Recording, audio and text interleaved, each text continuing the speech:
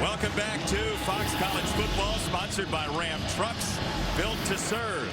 Brent Venables' connections to Kansas State continue to this day. Allison Williams. And Brent Venables grew up in Kansas. He got his start as a linebacker and a coach with K-State under legendary head coach Bill Snyder. He reached out to Snyder prior to last week's game, and after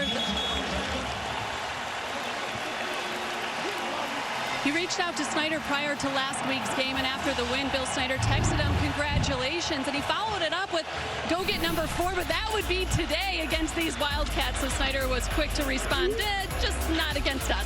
Yes, the 82-year-old does text, but he also still communicates the old-fashioned way. He sent Venables a handwritten note of congratulations this week as well. And now Venables, as the head coach here, hopes to bring that same discipline and toughness he learned at K-State to Oklahoma. We will see how that goes between his alma mater and his own team today. And Deuce Vaughn with the first carry. And it'll set up 2nd down and 5. So what does it look like being more aggressive for the former Nebraska Cornhusker Adrian Martinez? It means when there's an opportunity to push the ball down the field, he's got to do it. Been very protective of the football. That's a positive, but he's got to make plays too. Opening throw a little bit behind Phillip Brooks, and 3rd down and 5 for Kansas State, which struggled on 3rd down last week. And here is the starting lineup for the Wildcats. Cooper Beebe has been all over that offensive line in his history. That's the 5 who will protect Adrian Martinez. We told you about Deuce Vaughn and how good he is. Malik Knowles, a big play wide receiver and important in the kickoff return game as well. He's down at the very bottom of your screen, and it's Martinez on a quarterback run, and he does get behind Beebe for a 1st down. Here is the Oklahoma defense, which has given up just 30 points all year. Reggie Grimes is a sack machine. He's got 4 of them already this year. Deshaun White at the cheetah position, roaming free in that 2nd level, a dangerous player as well, and Billy Bowman, whose confidence has skyrocketed this year. Martinez to throw once again, right down the middle. Ben Sinnott, his tight end, into Oklahoma territory. Well, you just asked me, what does it look like to be more aggressive? This is exactly it. These were the throws the first 3 weeks you did not see down the field, 10-plus yards. Put it on the money, trust the guys up front to protect you, and then when the opportunity is there, like his head coach Chris Kleinman said, pull the trigger. 3rd down run was key for Martinez. Now here is Deuce Vaughn, who is taken down behind the line by Jeffrey Johnson, the Tulane transfer. Tackle for loss. That's number 33 on the year for Oklahoma in the tackle for loss department. And it's 19 different Sooners. Looks like it's 2nd and 10, but it's right there out or behind the line of scrimmage. And they all do it at all 3 levels. Number 1 in America, tackles for loss. Number 1 in America, tackles for loss yardage as well. Warner in motion. This is Vaughn, and there's another tackle for loss. Ethan Downs, the defensive end, for a loss of 2. You know, this is not as pronounced pre-snap or post-snap movement as a season ago with Alex Grinch. But you're going to watch these defensive linemen. Part of the reason they're getting behind the line is it's that quick move after the snap. What you're seeing pre-snap is not what you're getting post-snap, and especially in this down and distance right here. That's a deep unit. That set up a 3rd and 12.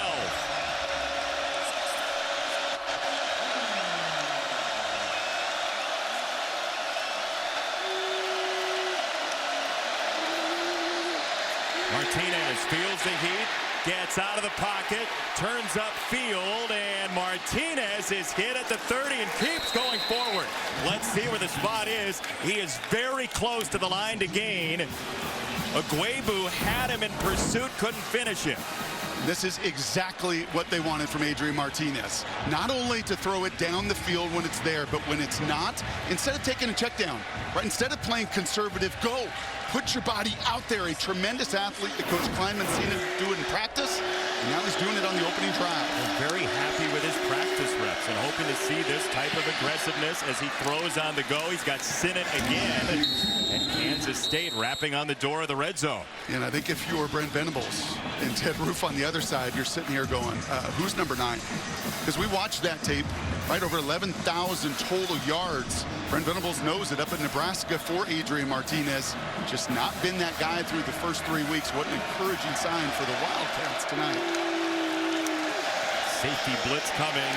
And that is White from the cheetah position from the 3rd level to set up 3rd down. And this is how you have to tackle Deuce Vaughn. He is so shifty. You're going to see him right here. Here comes that cheetah on the prowl. And he attacks that hip. That's been the focus this week.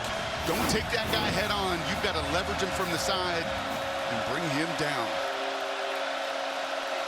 Kansas State was 2 of 15 on 3rd down last week. They're 2 for 2 on the opening drive.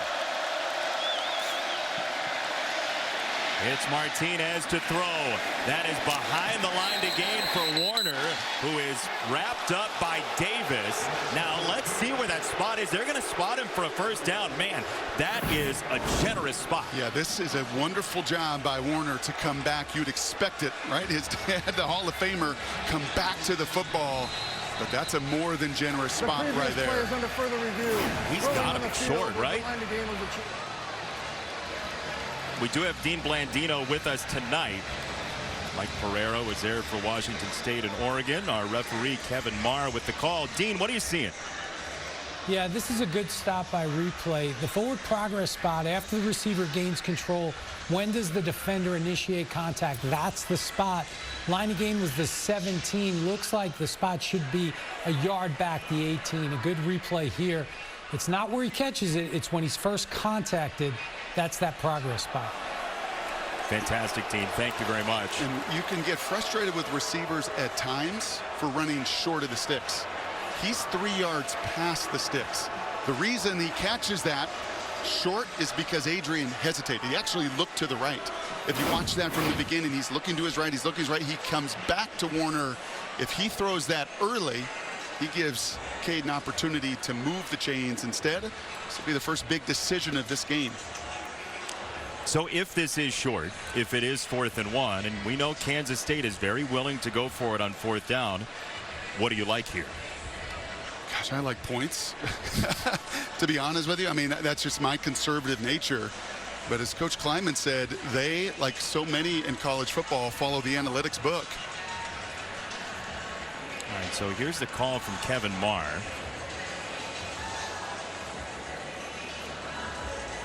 Down and distance, time, left hash, all those old details. After further review, the catch will stop short of the line of gain. It'll be 4th down on 18 yards. Great call, Dean. Thank you very much. And well done by the replay officials. Look, Chris Kleiman said we did everything right according to the analytics folks, but we didn't execute. Yeah, they sent us a note and said, congratulations, all your decisions, we love them. Star plus, but your execution in those short yardage situations, unfortunately, a mess. Well, they seem to like 7 more than 3, but 0 is an option as well. And I get it. When you're playing in this building, you got to score touchdowns. Vaughn split out. Martinez will run. He's got it and then some inside the 15 with a marker coming in late. In fact, 2 flags have been thrown. Well, if you're going to run it, the +1 they call it, when you get the QB run game, that is just straight QB power. That is Colin Klein calling what he ran so often. Personal foul, face mask, defense number 2. Half the distance to the goal, automatic 1st down. Yeah, Colin Klein said there is still some plays in the playbook, as that's on Agwebu, that Colin ran 10 years ago in his near Heisman season. That one right there. And Bill Snyder, if you're watching it, you know that exact play call. And not a surprise on this opening drive to get Martinez comfortable. Get him some hit. Take that conservatism right out of him with contact. Kansas State has been attacking. Here he is again. It's a touchdown for Martinez. What a response to last week by Adrian Martinez. And if you're going to run QB run game and you're going to run power, then you need these big fellas to block down, and a terrific job, as you're going to see Ben Sinnott wrap around right there for the unblocked defender in the alley. Lots of those Sooners' eyes focused on Deuce Vaughn. And what an advantage. 4 times, 4 huge plays with his legs. That's paying off what his coaches asked of him this week, to be more aggressive. 2 weeks in a row now, Oklahoma's allowed an opening touchdown from the opposition. Nebraska last week only got 1 more score. We'll see if Kansas State does it again against the Sooners. Martinez is in first. I can put you in. Fox College Football, sponsored by Modelo, brewed for full-time fans with a fighting spirit, and by Discover. 10 years ago, Colin Klein scored a rushing touchdown in the 4th quarter against Oklahoma. The play call was QB 25 F Rumble O. And that was a pretty similar deal right there. Yeah, I think you just flipped it to the even side, whether that's 24 or 26. And first-time play caller, and unlike a lot of these situations, one you're going to see here momentarily with Dylan Gabriel and Jeff Levy, those two, Colin Klein, Adrian Martinez, had some catching up to do. Missed all of spring. It was really just training camp, so still figuring one another out, and that was one of their best offensive drives of the entire season.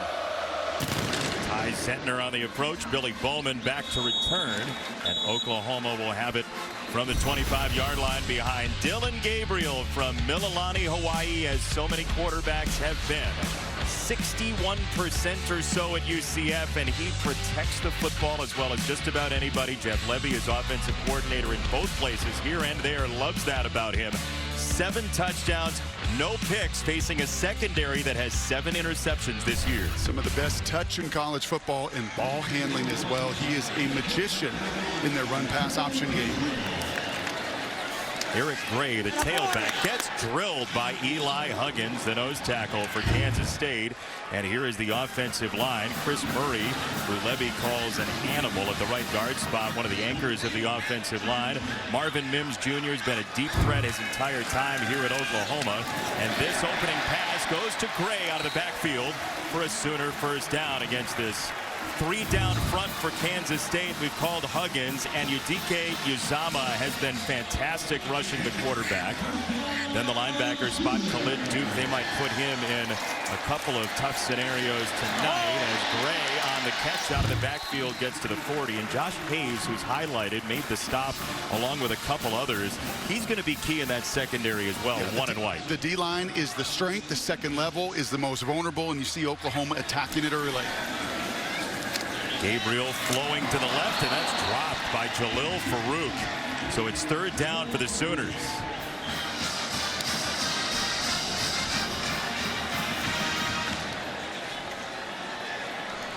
What a scene this is in Norman. Big 12 opener.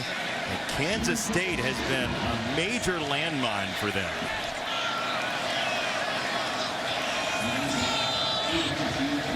It's Mims in motion on 3rd and 6. Gabriel, and that was tipped incomplete. He wanted Mims. Tipped ball at the line by Kansas State and Anyudike Uzama, and it's 4th down.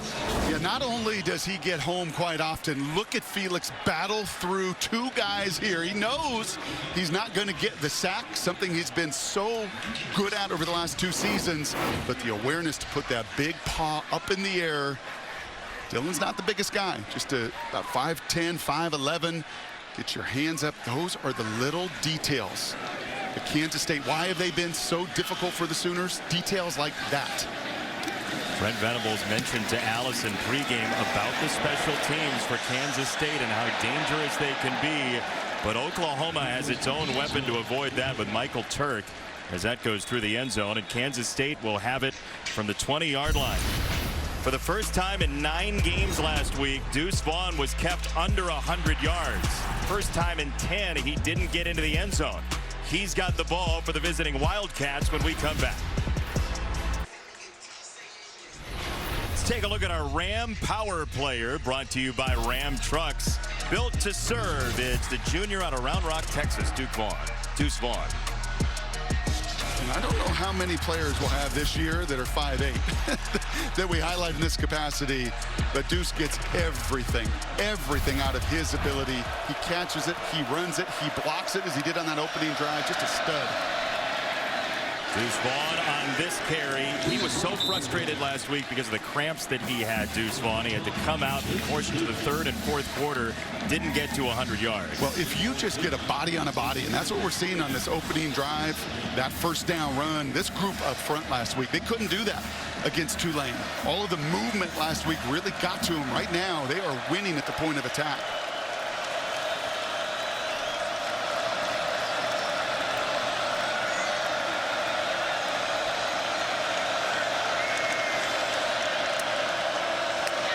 Brooks in motion. Take the jet sweep action. This is a low throw, and it's plucked above the ground by Deuce Vaughn for a Kansas State first down. Boy, and that one is all toughness from number 9. He's looking at nothing but 31 in his face. Does Deuce go down and dig this one out? I think he does. That ball moves. It looks like he regathers it.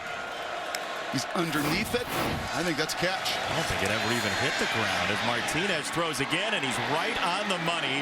Sinnott has been really important so far, and he's dragging basically half of the Oklahoma defense into Sooner territory. Wow. Wow. This is not what we have seen in the month of September from either of these teams, but welcome to Big 12 familiarity. Isn't it amazing what a rivalry like this can do for the team that's on hard times coming in? It is Vaughn, and Deuce Vaughn pinballing for a first down into Broyles. I mean, he runs right through. Look at this little guy. Look at the explosive and the powerful legs there to run right through Danny Stutzman. The guy's not missed a tackle this September, and he runs right through the inside linebacker. Tough, strong, low to the ground runner.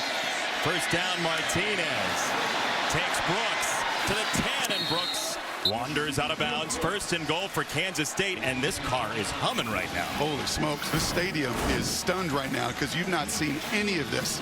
You'll see Brooks right on the little shallow cross, a little rub concept with the running back there, Deuce Vaughn. He had either of them wide open, and once again, give some credit to the 5 guys up front on this drive. And actually the opening drive as well. It is that offensive line that is setting the table for both its quarterback to play its best football yet in Adrian Martinez, and Deuce Vaughn getting going too. This has been the worst scoring offense in the Big 12, 3 weeks deep, but Kansas State threatening again, and now we have a timeout coming. Great wind sprint from Chris Kleiman too. Kansas State calls their first timeout of the half. Media timeout. Chris Kleiman feeling it. Chris Kleiman, former defensive back, great closing speed, Brock. Check this out. I mean, run, Rich, run right here. Here's Coach Kleiman on the 30. Look at this. He's got to get a timeout. I got to get a timeout. I got to go. I got to go. I got to turn on the Jets. I'm saying 5'3", 540. I mean, maybe, look at, he gets right in the field of vision of that official. You got to do that. And he ran right through it, too. You don't stop. Yeah. You cannot stop. 9 first downs for Kansas State. Oklahoma's run 5 plays so far, total. Adrian Martinez picking his way. Almost looked like he wanted a pop pass. Instead, it's second down and goal. It's the same design QB run. Colin Klein did not hesitate when we chatted with him this week. You're gonna have a little more QB run called? Yes. Yeah. There's going to be no question about it. That's how we got to get this group going, because it plays to the strengths of Adrian Martinez.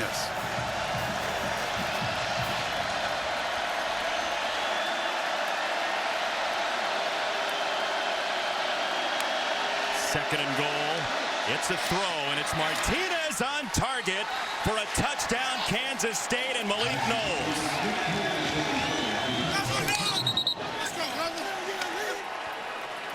Stunned silence in Norman. 6'3" on 5'11". Just get that big frame inside and show your number to the QB. This is just blocking out. Oklahoma sells out. Here comes Broyles. Here comes Stutzman. Here comes everybody. You actually saw Coe, the D lineman, drop off. They brought the house. Poise personified for Adrian Martinez to begin this game. Chris Kleiman said, I didn't want to delve into why Adrian Martinez was being so conservative. Didn't want to put a negative thought in his head. There's been zero negative thought all first quarter. Kansas State in a big way by 14.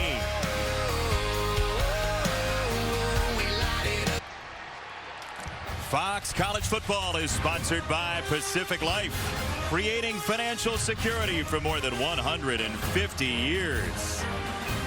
Kansas State's already run 12 plays in Oklahoma territory. The Sooners have had the ball for 69 seconds. And Sooner fans might be saying, here we go again against that team in purple from Manhattan. Well, if Sooner fan was watching these Wildcats a week ago, they didn't see any of this for 60 minutes against Tulane. I mean, they had no point of that game where they dictated. And right now, their offense is dictating and humming. Bowman back to receive. And it is Billy Bowman from across the 10. He gets to the 20. Bowman sheds one and is funneled outside by Savage, with a marker coming in as well. A little testiness on the sideline. Sincere Mason with some sincere jawing at the Sooners. During the return, holding, receiving team number 9. 10-yard penalty, first down. Back to the touchdown, Ron. You know why Deuce was our Ram power player? Look at this guy. Watch him step up. You're going to see Broyles come. You're going to see Stutzman come. You're going to see Agwebu come. All of those guys come into all the gaps because they're sick and tired of Martinez running. But there's an advantage, man. Malcolm Gladwell, great book, David and Goliath. Use your what's perceived disadvantage of being 5'6" and use it to your advantage. Low man wins in pass protection. Low man wins running through the gaps. And Deuce Vaughn putting on a show in this first quarter. We cited outliers in our meeting. I think that's the tipping point there on the whole catalog for you. First down for Oklahoma, and Gabriel, not a whole lot there. Eli Huggins tracked him down. It's a gain of 1. Well, that's 2 plays from that big 6-year nose tackle. 24 years old, came back to school because he likes what's cooking in Manhattan, and that's 2 plays in 2 series. I think he broke his face mask. Looks like it, and he's completely unfazed by the process. Another run, and not a whole lot there for Gray. And DK Uzama on the defensive line. And suddenly, third down again for Oklahoma. And look at him. He's talking to the umpire right now like, is something wrong with my face? Yeah, actually go get that face mask fixed. Go put a new tire. And you watch how quickly the equipment guys will take a look at that and try to figure out either A, new helmet, or B, screw on a new face mask. Umpire Marlo Fitzgerald was like, that's not part of my job. Third down and 7 for Gabriel. He throws, and it's incomplete for Theo Weiss. And Kansas State gets a stop. Wow. Just the 7th 3-and-out this year in 4 games for Oklahoma. Well, here you go. Here's the taste of adversity for Dylan, for Brent Venables, for the 80,000 in here that they have not felt. Yeah, Kent State was 0-0. It's kind of ugly for 29 minutes, but then they stepped on the gas. They have not seen this kind of adversity yet. We've been here twice now. This is as quiet as we've heard it. Turk to punt. He averaged 51 plus last year. This one to the sideline, keeps it away from Brooks. Adrian Martinez early in the game. Whoa. Yeah, he's running it. He's throwing it. He's 7 of 8. He's hitting these shots down the field right there on that opening drive. Here's a little QB run, little QB power down in the red zone. So effective when you can get +1, as they call it. When that QB can run it, and first touchdown reception of the year for Malik Knowles, you knew they were going to get that big body talent going as well. And when you're playing QB at a high level, you are a facilitator, getting everybody else involved. And then when your number's called, you eat. And that's exactly what he's done in the first 10 minutes here. He's leaning on the Oklahoma defense. Warner in motion. Martinez keeps it himself and gets sideswiped by White. Downstairs, Allison. Oklahoma's DN coach Miguel Chavez trying to help his guys by really making them focus on their technique and fundamentals, talking about coming out of those hits, getting their hands inside. So by focusing on that, focusing on your job, you can inspire the defense around you and help the backers, and we can start to stop the run. And then I loved it, guys. He said this. He said, what we do isn't easy, but it's beautiful. That's life advice right there. 2nd down and 6.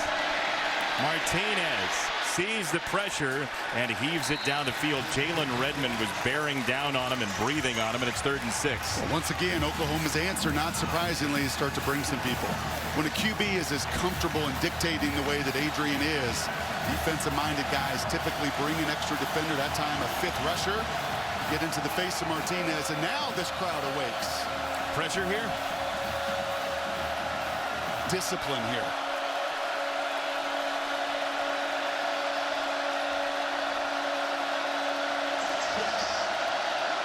They come with 5.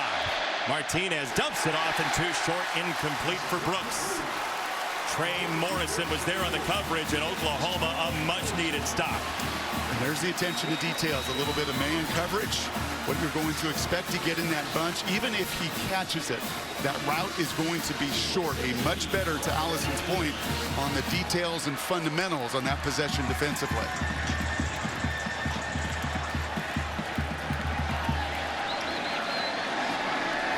Marvin Mims back to receive the punt from Zentner. And it's a fair catch, and there's a flag down. Now this ball is loose and live. An Oklahoma player went diving for it. Brents is down there for Kansas State. I believe you're going to have interference with Mims.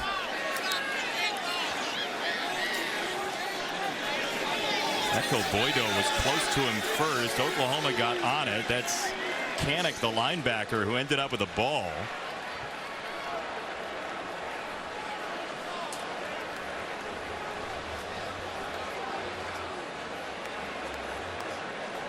Let's see as they sort this out. The ball was over Mims's head. Catching interference. Kicking team, number 25. 15-yard penalty. 1st down. That is a big call. Yeah, and I think that's why Coach Kleiman is so upset. Echo Boydo is going to interfere. Their feet are almost going to hit. You can see 25 screaming in there, and he steps right on his toe. And that contact knocks Mims down, does not give him the ability to go catch the ball. Not a lot of hesitation there from the official. With the contact, guaranteed you're going to get that call. Yep. And those are the details that guy chomping on his gum knows. Right, those 15 yards, that real estate right now when you have this team reeling, can't do it. Ball would have been at the 3. Instead, it's at the 30. And here is Marcus Major, who has 4 touchdowns this year, to set up a 2nd down. A big day in Lincoln last week. Gabriel loads up and throws near side. He has Weiss, and a 1st down for the Sooners. There's a little sigh of relief as the chains get moving, and now you can continue, if you're Jeff Levy, to get that tempo going. Very soft cushion. Dylan Gabriel also may not be the biggest guy, but got tremendous field awareness and reads that cushion well. Very familiar with Levy's system. He played in it at UCF.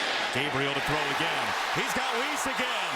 All kinds of running room in clean air for a touchdown.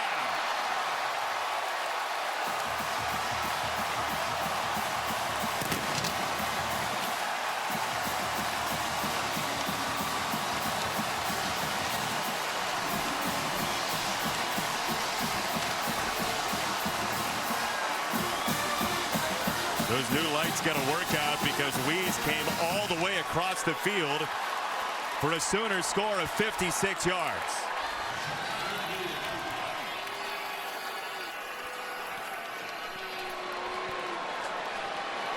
Now the crowd's having fun.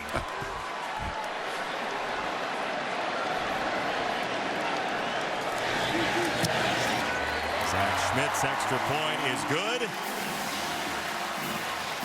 Doesn't look like 14 is going to win it. No, and Coach Kleiman knew this. This is just a deep over. You got post routes to the field, and it attracts all the eyes. You're dropping 8 into coverage here. But unfortunately, 2 run with that post route. It leaves a void. And as I said, if there's cushion, if there is green grass, Dylan Gabriel is going to throw a nice, tight spiral, a soft catchable ball, and Theo Weiss, in that case, going to do the rest. K-State plays a lot of people in their secondary. They play a lot of personnel in a bunch of different spots. That was a little different group on the back end there coverage-wise, and just did not communicate that route. And the arms crossed right there, and the gum being chewed that was too easy. We have got to be able to pass that route off. That's not overly complicated. A mental error that Oklahoma takes advantage of. That is the first scoring play. Fewer than 5 plays Kansas State has allowed this year. First scoring drive of that type, and this will set Kansas State up at the 25-yard line. Yeah, this Kansas State team has typically forced teams, and it hasn't been that tough of a schedule, though they lost to Tulane last week. First touchdown drive of 4 or fewer all year for Chris Kleiman's team. Well, to Brent Venables' point about Chris and this program that Bill Snyder built, you got to go take the game from them. I mean, that stat right there is, hey, man, you may score on us, but you got to earn it. Right? We don't just give it. We don't bust coverages. We don't give you the football. You got to go take it from this team. A rare mental error there, and Brent's crew able to take advantage.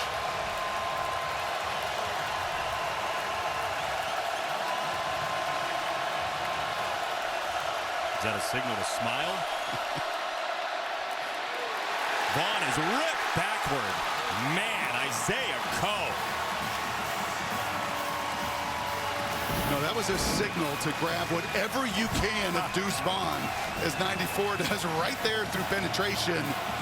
Stutzman was there to clean it up as well. A little different energy in the building. Like he was playing tetherball with it. Martinez loads up down this side into traffic, and it's batted away incomplete. Bowman had a read on it, and Knowles' contact pried it away. 3rd down. That's a terrific play by the 5th-year senior. Malik Knowles, he saves an interception. He can see this ball is woefully inside. The fans don't like it. I think that's a bang-bang play. Perfect timing, right?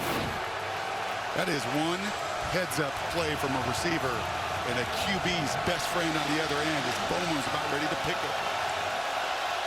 Here's that wall of sound in Norman.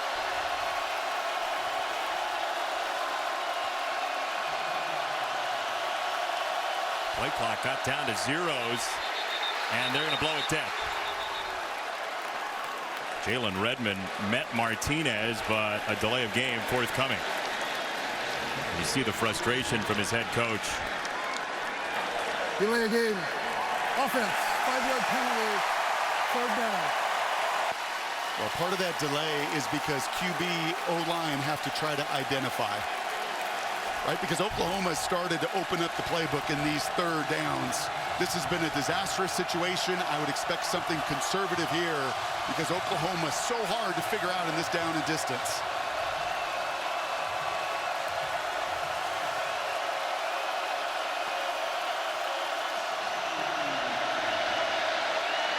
Martinez looked upfield. Now he runs. And he gets knocked down after a medium gain by Key Lawrence, the safety, and it is 4th down for the Wildcats.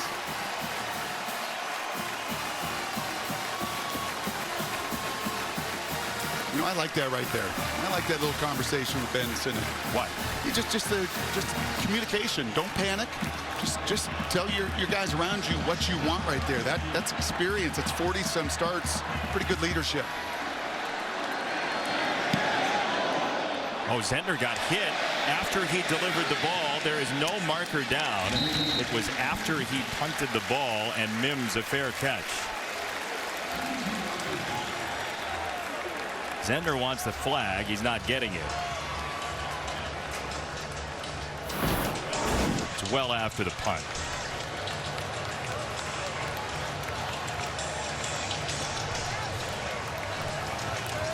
So look, we told you about Kansas State and its success against Oklahoma recently. Since 2012, nobody has beaten Oklahoma more than the Wildcats.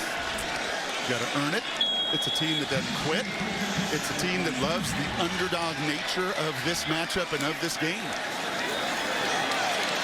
Fake the double reverse, and now Farouk on the run for a gain of about 4. It'll be second down. More of that tempo immediately, just trying to, and I think that tempo affected some of that mental breakdown and communication on that last drive. Kansas State went backward. Bray going forward for a first down. He's knocked down by Brents, the cornerback. It's number 9, Braden Willis, leading the way, the unsung glue guy. Corner's going to have to make tackles tonight. Brent's a good one. Number 9 right here. Man, is he a good one for these Sooners. He threw a touchdown last week against Nebraska, and here it goes his way at the 45. On that touchdown last week, by the way, Braden Willis, he threw a terrible ball evidently in camp. Oh, okay. In camp. He threw a great one last week, Rod. I'm going to give him his trophy. Don't worry about it. Okay. But they kept it in the playbook because he's a high school quarterback, and so they figured he would knock it down, and he did. And they love him. See, that was kind in the end. Second down, throw, batted away, and incomplete. That is Brents on the coverage of Mims, and it's third down. And Julius Brents, you're going to be in these moments a lot tonight. A ton of moment of truth because you're going to be in one-on-ones. And that's a ball that Mims usually goes up and gets. Back to that jersey's being tugged just a little bit. But 6'4", long arms, a physical presence. Recovering a one-on-one will be key tonight for these Wildcats. Boydo now at the bottom against Mims. Gabriel looks that direction. He wants Mims again, and it's incomplete. He was throwing either for Stoops or Mims. It was Stoops, and it's fourth down. Oh, and that is one you don't see much. This is such a beautiful route from Drake Stoops. A little slant and go, right? Third down, can run slant. Oh, my goodness, does he get Kobe Savage. And as a QB, Dylan, all you've got to do right there is just put that familiar air. Drake knows it. That was 6. That is not a point where you need to be fine, that you need to put it on him. Just put some air on the ball. Drake's going to run that down for a touchdown. Saw the way he ran through it, the frustration for Stoops. At the end of the first quarter, it is Brooks on the fair catch, and he receives it at the 4. That's the end of the first quarter. Wild first quarter in Norman. Upon nightfall in Oklahoma, the Wildcats have a 7-point lead.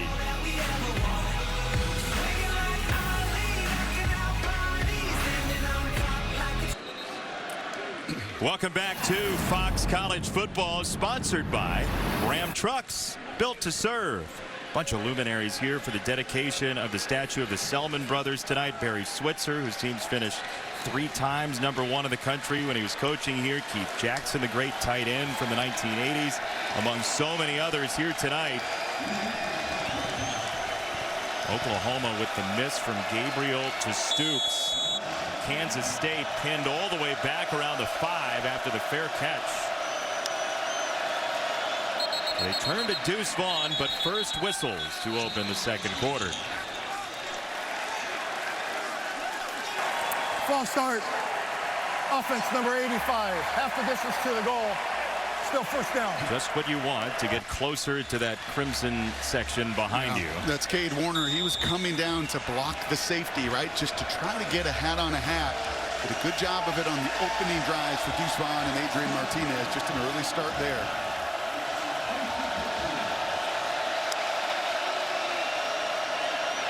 To Vaughn, little hesitation. He's closed off by Jaden Davis. Lawrence helped out, and it's second down. See a little different disposition of these Sooner defenders, don't you? Angrier. Yes. Instead of just receiving the contact and being on the end of that QB run game and those K-State linemen, they are the ones delivering the blow.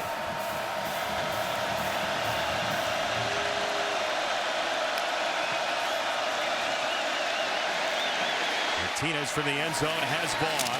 And Deuce Vaughn gets them out of the shadow of that goalpost into Davis again, and it's third down.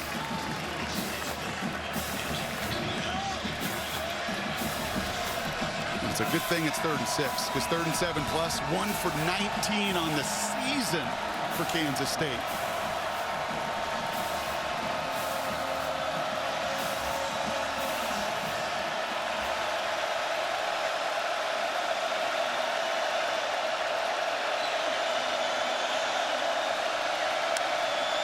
Third and 6.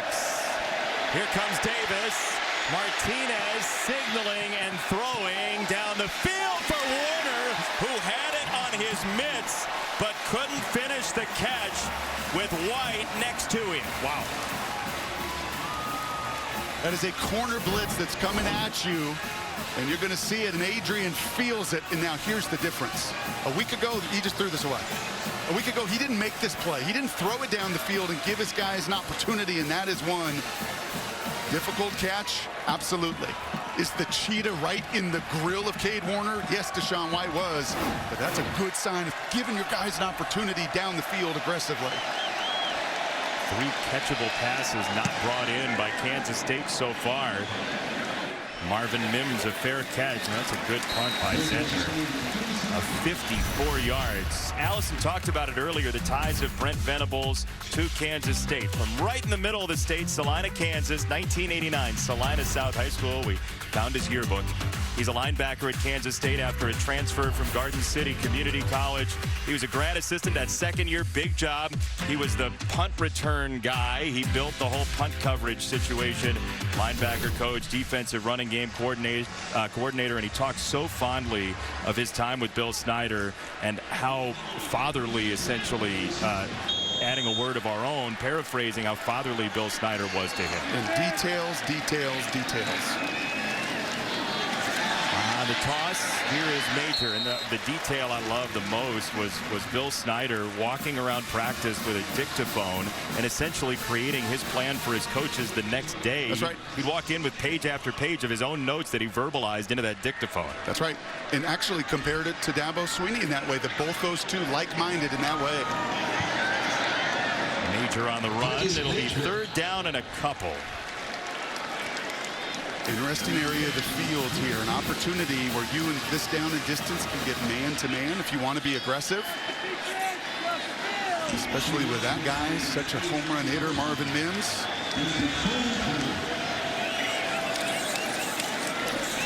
On 3rd and 3, it's a run for Major, and it takes Green to spike him down right at midfield. Or you got 5-on-5 in the box, and you just say, nope, we're going to get this conversion, and we're going to keep this drive and this tempo going.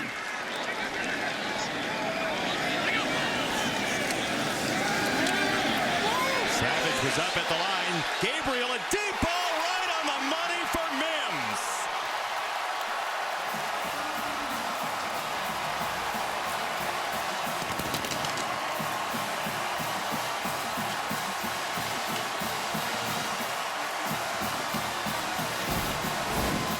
Oh my, Omar Daniels, you are on an island, and this is the anatomy of a deep ball. That's what was so shocking about that miss to Drake Stoops, because when receivers are leaving those defenders, Dylan Gabriel, man, he puts that kind of air, that kind of arc, that kind of spiral right on the 1-7. You mentioned Jeff Blake during the week for a comparison to that deep ball. Just touch, man. Just get it up and get that point down and give your receivers who run by people an opportunity to finish for you.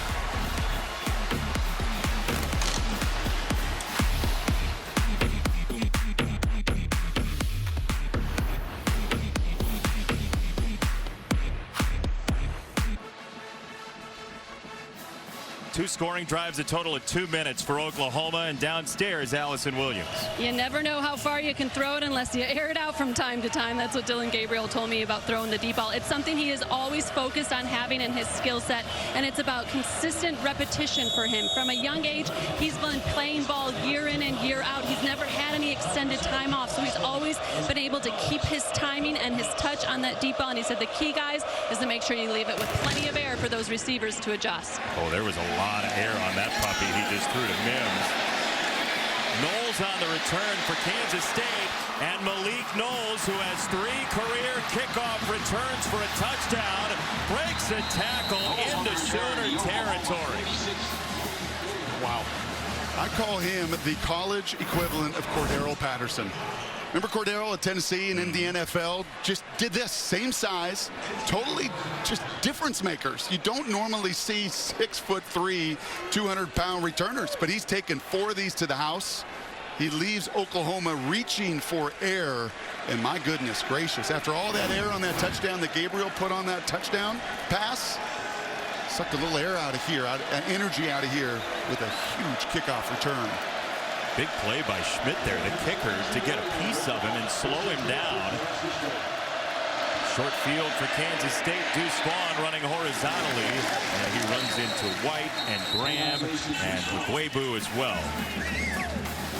No gain. Last 3 drives for K-State, negative yards. Well, backed up on the previous one makes it so difficult. We saw Oklahoma start to get more aggressive, bringing 5, bringing 6.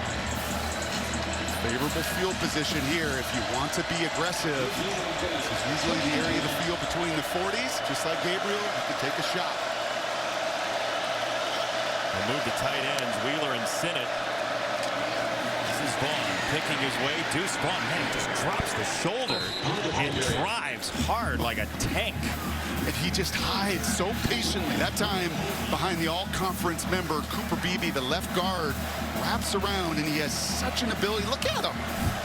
I mean, he hides behind those guys, and defenders can't see him. That is why you got to run blitz. That's why you got to send people at him, because if you're sitting there watching, you're not finding him, and he's running through you. Ted Root said that in our meeting. You should lose him sometimes. He wiggles behind guys, and here he comes. 3rd and 2. It's Vaughn again, sneaking through for a first down at the 25. And that was a lesson that Ted Roof also said, that Danny Stutzman, the middle linebacker, didn't follow. You cannot take this guy head on. You can't do it. In the gap, 28 linebackers there to make a tackle. He doesn't. Royals has to finish on the back end of it. Deuce Vaughn again in space. He was a soccer player growing up and learned that 1v1 stuff in the soccer game. There's a lot less contact. The last play would have been a yellow card. But it's 2nd down and 9 after a gain of 1. I love the coaching points from a veteran D coordinator when tackling Deuce Vaughn. You can't look him in the eye. You can't, or he's going to do what he just did on that previous play, make you look silly. You got to make him go one way, and then you got to leverage and tackle him with the hip. And what a response here from K-State. He comes off. DJ Giddens, the freshman, is on. He's going to block for Martinez. And Martinez to the outside. Gillum, the center, got over there to create a lane, and it's 3rd down. He sure did. The former walk-on did a beautiful job coming out, kicking out on Graham, the corner. This offensive line heard some messaging this week, I'm sure, as well. Right, with Deuce Vaughn, Adrian Martinez, the weaponry they have, it starts with the guys up front setting the tone. And on those 2 successful drives, they certainly have, and they are right now.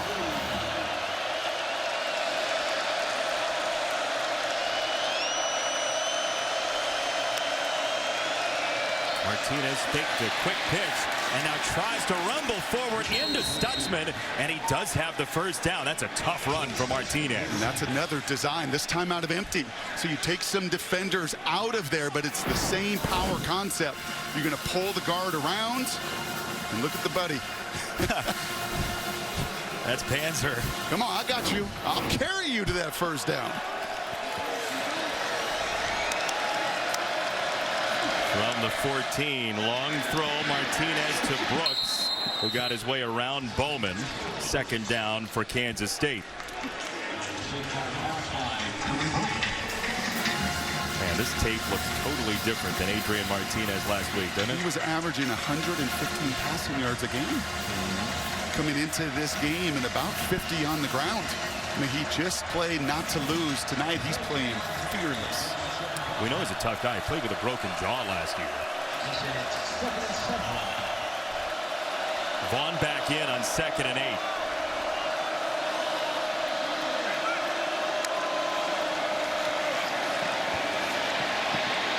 Martinez felt downs. Martinez on the run, and he slides about a yard short. Aguebu wrapped him up. It's a 3rd down and 1. Almost an in-between slide, right? He didn't know whether or not to go head first. Didn't necessarily go totally feet first. It was almost kind of a side slide here.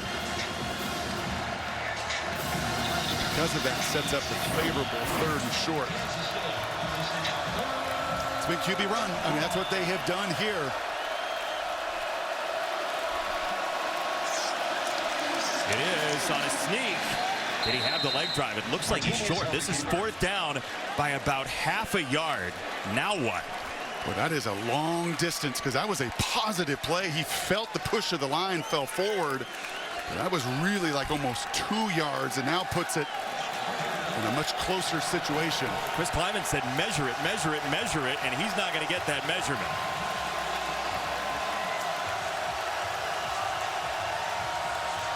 No, and he may have to take a timeout here. You hate to do that and burn 2 of them and a tie game, but I think that's the right call to get everybody on the same page.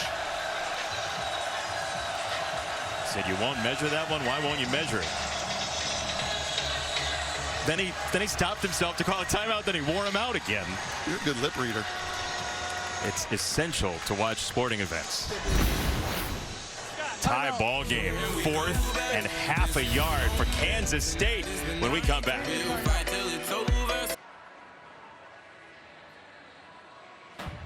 Want to stay focused on the action? Just tell Siri, turn on Do Not Disturb. 4th down and 1 for Kansas State. What goes into this decision? Well, you got to go.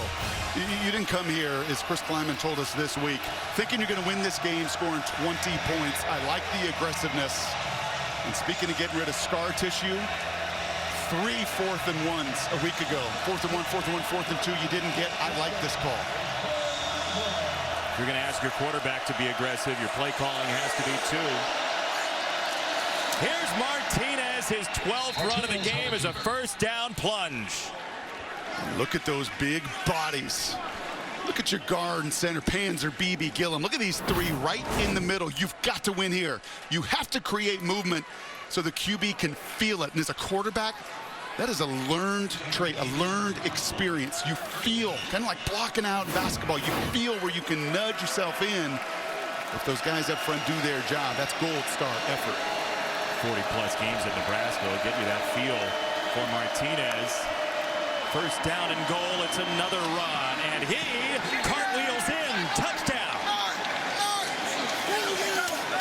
Adrian Martinez for the 3-yard Kansas State.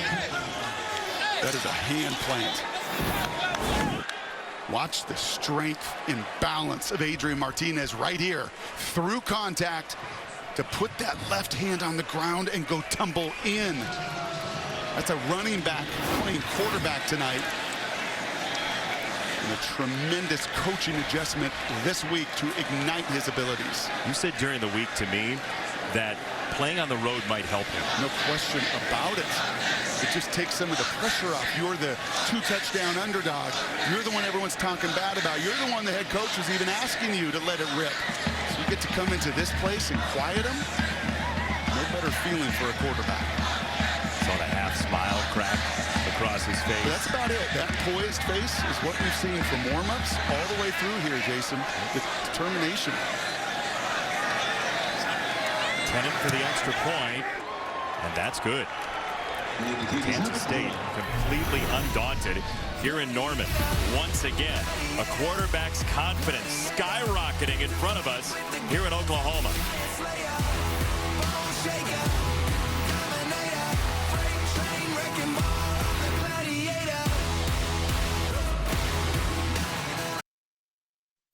Coming up on the State Farm halftime, Arkansas battles Texas A&M at Jerry World. Texas and Texas Tech needed overtime in Lubbock, and third-ranked Ohio State opens up Big Ten play against Wisconsin. We'll have it all for you at the half. Right now, Jason and Brock, back to you. Mike, thank you. I'm sure highlights of that Oregon-Washington State game that finished just before our game kicked off. Did it finish? It just finished, actually. About 8 to go in the second quarter here. Kansas State back on the board with a touchdown from Martinez, and in close quarters downstairs, Allison Williams. Yeah, Jason, and I know you guys can hear how it gets a little quieter here from a volume perspective after Kansas State scores, but the thing that it really does that you notice on the sidelines is it kind of quiets down the fans that are directly behind the K-State bench. I mean, they're an arm's length away, and they're letting these guys hear it all game. So when they score and they can get up, it kind of gives these guys a break from the chirping, because there's a lot of direct interaction right there on these sidelines. It's about as tight as you'll find in college football down here. And look, it's very loud. Those two people we just saw are very loud. They snuck a couple K-State fans behind the bench, which is nice to see for those guys. Here's Farouk. He got around Boydo and still lost a half yard. It's a big possession here. Both teams throwing some haymakers. Both teams done some things in special teams, explosive plays. This is a drive. If you're Dylan Gabriel, you got to get that first down. That's been the difference with their tempo. It is Major to the left, and Major hit by Smith and out of bounds. It's third down.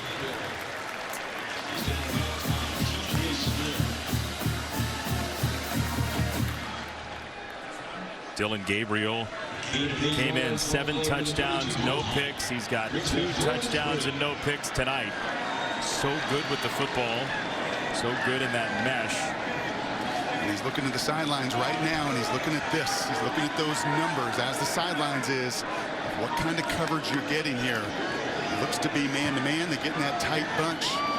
Now they go to zone. There's Willis, and it's Mims, and it's Mims. Breaking a tackle.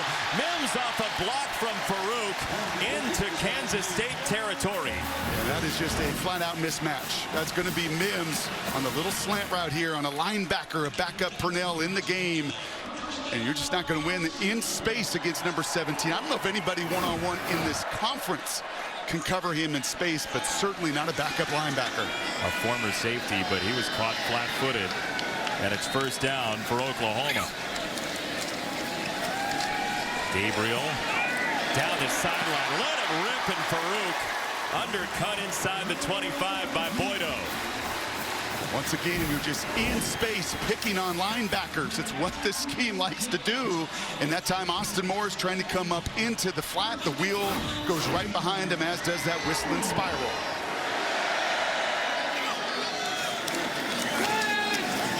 Major squeezes through. He's inside the 20. And Oklahoma with 4 and change to go on a gain of 5. And this is the response you wanted. All right, this is called earning it. Not just one big home run, one big shot, but you got to take what they give you and take advantage of the matchups you're creating. Brent Venables says he likes strain. He likes to have to push. He likes scars sometimes. And Oklahoma has needed to battle here in the first half. Gabriel to the sideline. He's got Mims, who went crashing down. Nicely done by Savage.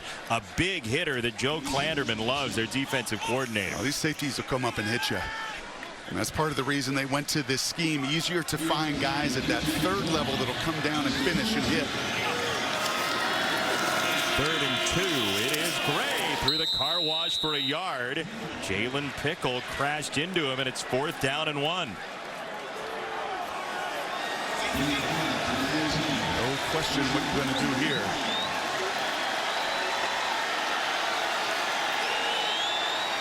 Gabriel to the line. Willis moved. That's a false start on the senior tight end.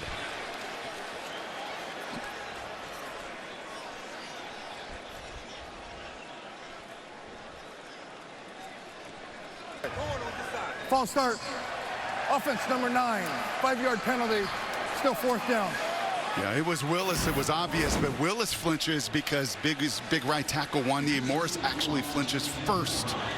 You see that? He's playing off that reaction. He knows he's got to come down and block. Called it on number 9. Both he and Wanye trying to get started early. So instead of going for it and trying to tie the game, it will be Schmidt from 36 yards away. An uneven day for college football kickers so far. And we've got a marker coming in. And Smiles on the Kansas State sideline. Offense number 71. 5-yard penalty. 4th down. It's the other tackle, Anton Harrison. He flips over in field goal block to the right side of it. Self-inflicted errors, the little things that this team on the other side beats you because of. That's what he's going to write on his notes right there.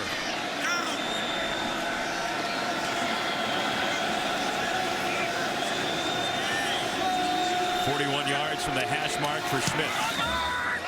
And this field goal is good.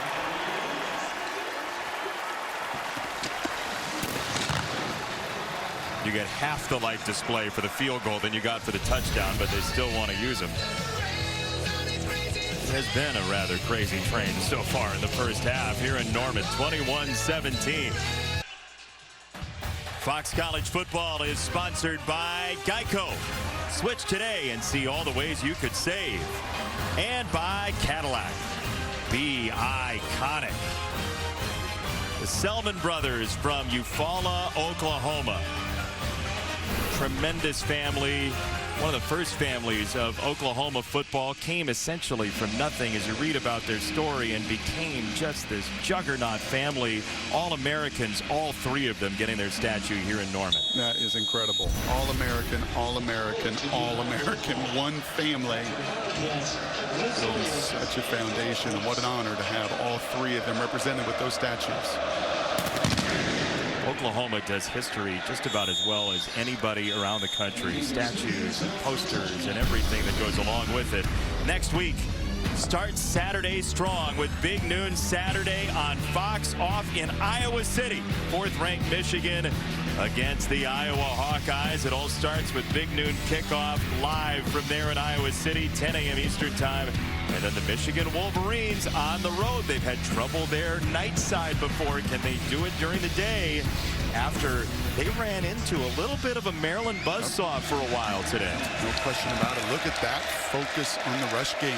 25 between your two best players and Adrian. 13 carries in the first half. Martinez rolling to the right, throwing across the way, and he's got Brooks, who breaks a tackle and skates out of bounds. It's a gain of 19. I love that call. Colin Klein is in the same rhythm up in the booth as his quarterback is here. Been a lot of early run game. You're expecting it. You see the commitment there, and then just get out on the other side. Right? Just get your quarterback going. Get him comfortable. He had such a struggle on those throws, 10+ down the field. Different story tonight. Two Swans skittering outside. Man, hard cut. He got pile driven down eventually by Lawrence, but man, Woody Washington got left in his dust. I mean, I know you don't want to tackle him head up. How do you get a shot on this guy? He is a 5'5" gyro ball. Goodbye. Don't you see the soccer, though, in it? You do. In the 1v1 there? No question about it. You can imagine a ball right on his foot.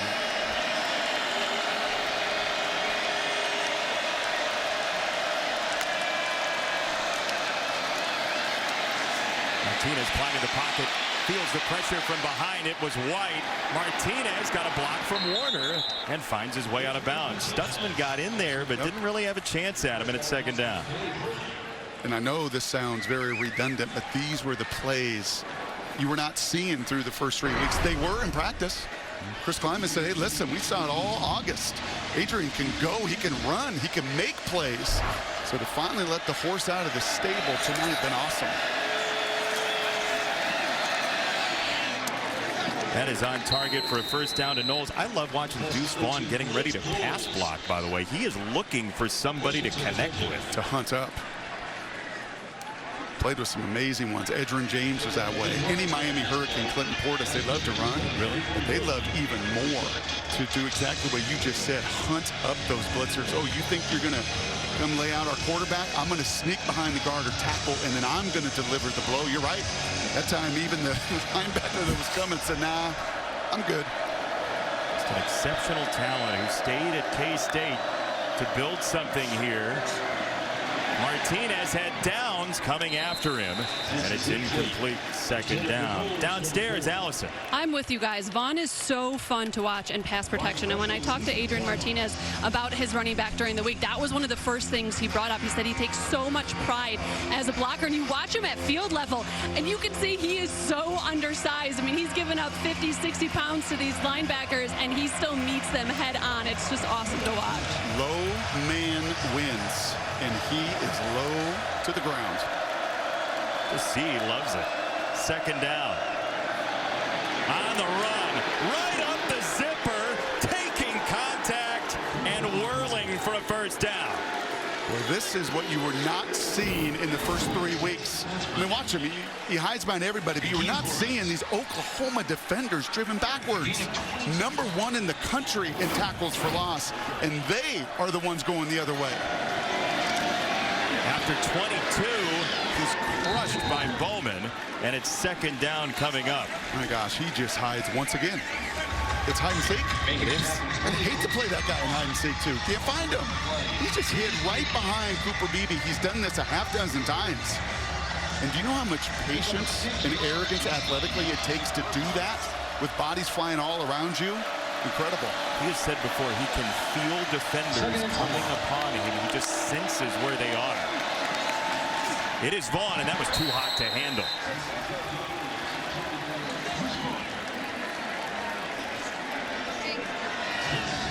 And Martinez knows it. Yep. You've got to come after him here, don't you, Brent Venables? This crowd, 3rd and 4, don't you have to be aggressive? The more aggressive you've been, typically the better for this defense. Isn't that what they're built on? A lot of third down packages.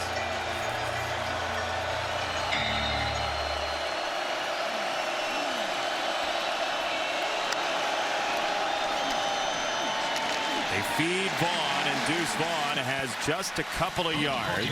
It'll be 4th down, and it looks like Kansas State, who will give up the ball after the half, will take the 3. Will they? They're letting the clock run. So that's my piece of evidence.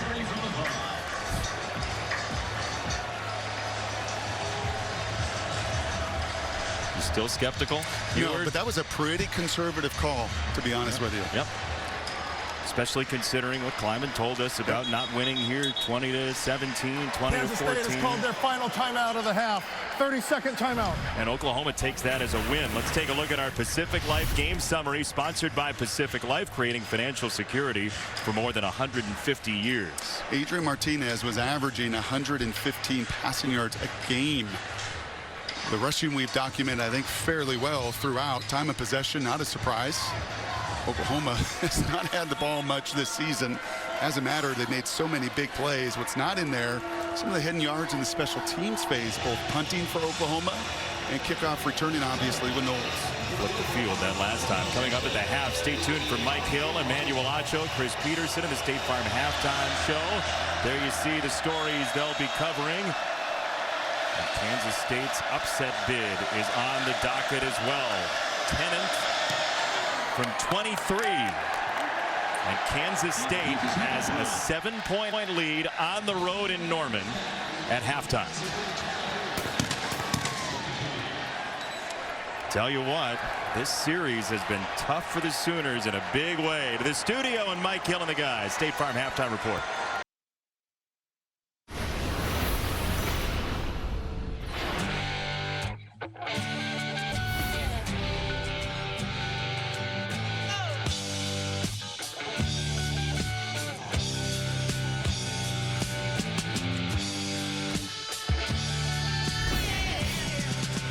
Welcome back to Fox College Football, sponsored by Ram Trucks, built to serve.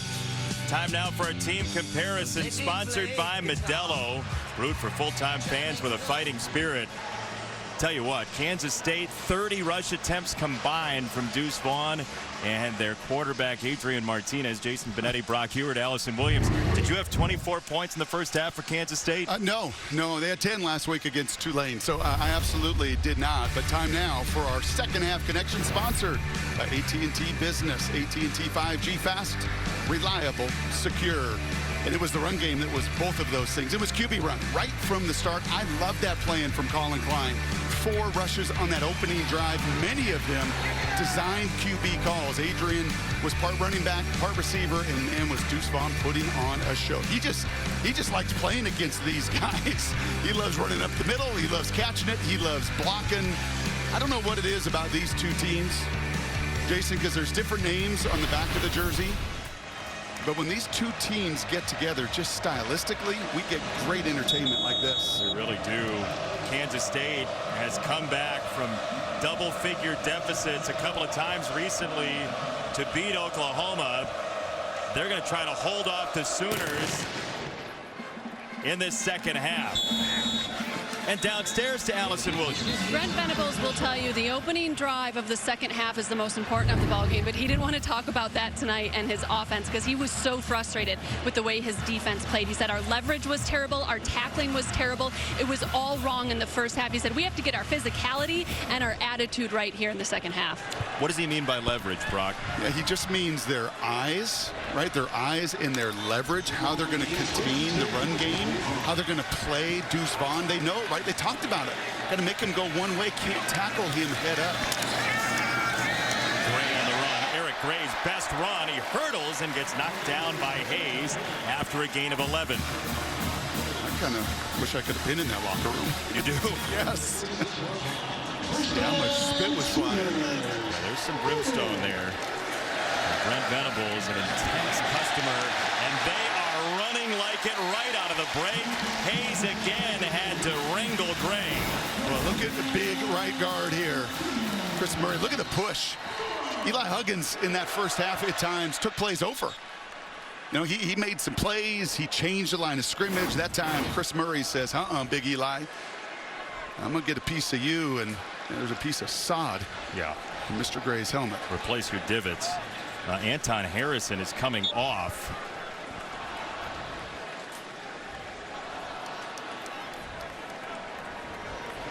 Brent Venables got to like that, right? Get a little of the turf in your helmet.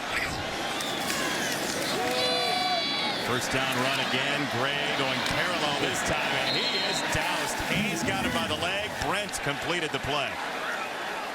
Listen to this.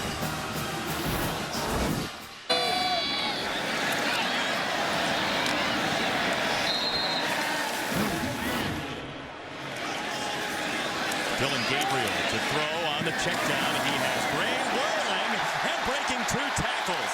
That was nifty from Eric Gray, who came out of the shadows last year and now to the forefront. Yeah, he said to Julius Brands, okay, when I'm going laterally, advantage you. When I'm coming right at you, I'm going to put you in the spin cycle and make you miss.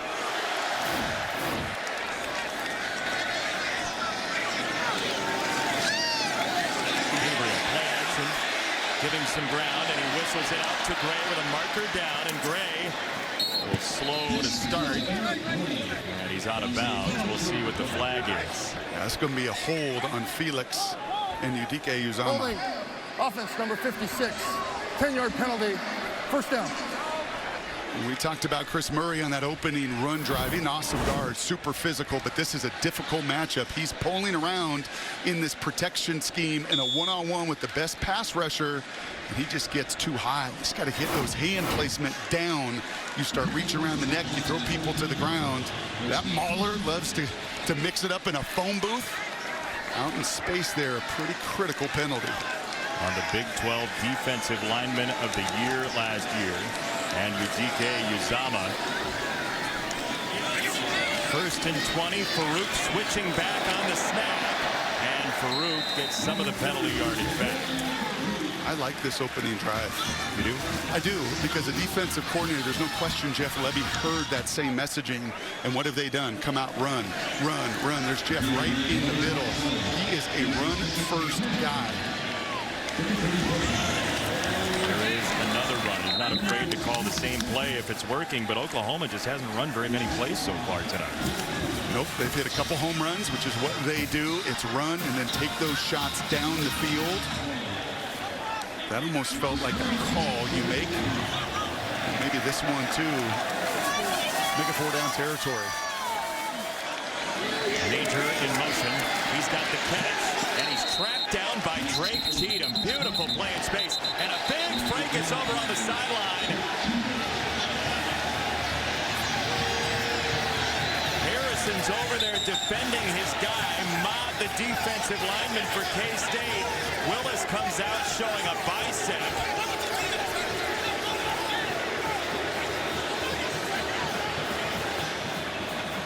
Look, both coaches said there aren't a whole lot of guys who are familiar with this rivalry, you know, blah, blah.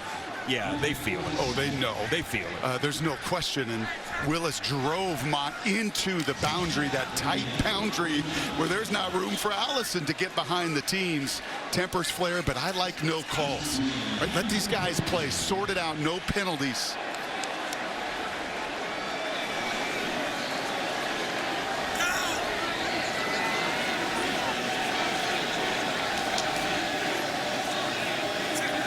From 45. That has enough. Mix it up a little bit on a Saturday night in Norman.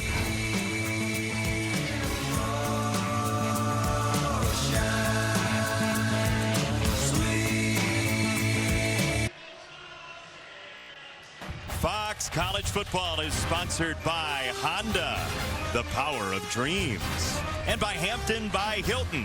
Hilton for the stay. Schooner cruising along. Oklahoma had to settle for a field goal, and Kansas State will get the ball back after a stop on the Sooners' opening drive. I also answered your question poorly earlier about leverage. Yeah. And we're going to get to see it here on this kickoff return. You're going to get to see it on these drives. Right? Leverage is also not one guy trying to be the end result of it, but defeat the blocks before they get to you and get more bodies to the football. This leads to the 25-yard line. Look, Oklahoma's defense had allowed a grand total of 30 points on the season coming in, and they just have not gotten to Adrian Martinez. You know what's very difficult to stop? And any D coordinator will tell you this and has for the last 50 years. A QB that can run. The X factor that is.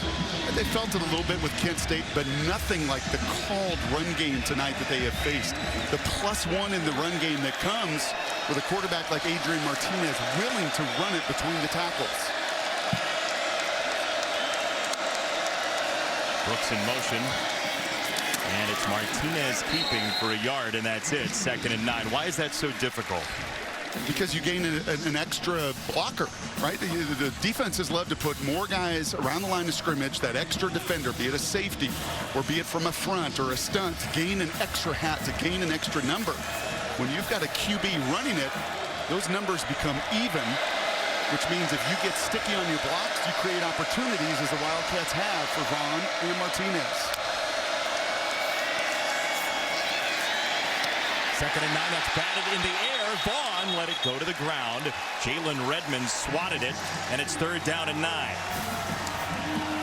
Ooh, and this was going to be open down the field as well. Malik Knowles was coming open on a deep in cut here. If Jalen does not get his hands up to knock it down, Knowles was coming right behind Broyles for that completion.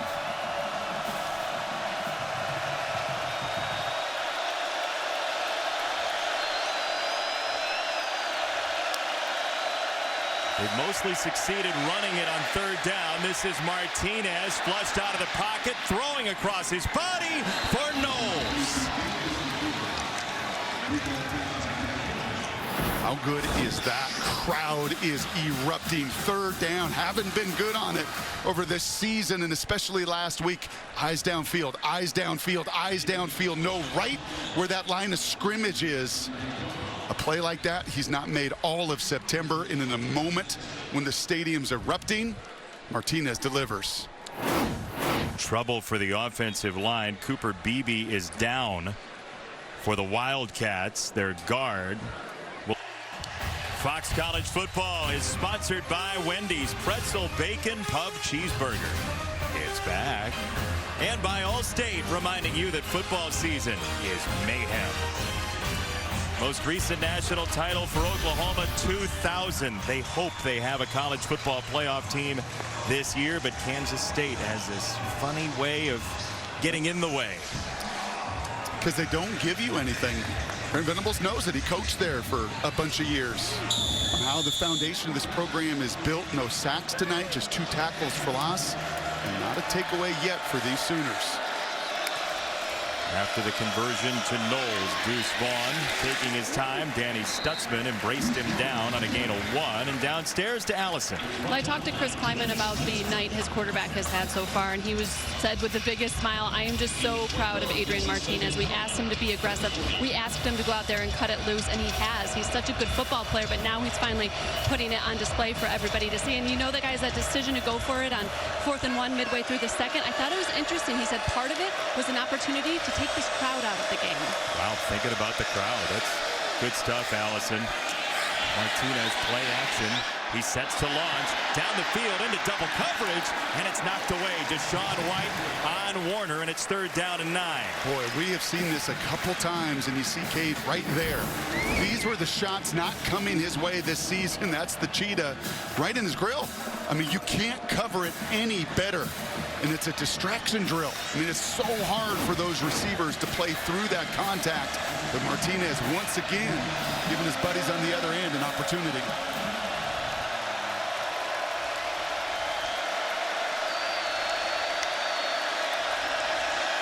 Quick set. He got hit as he threw by Redmond again.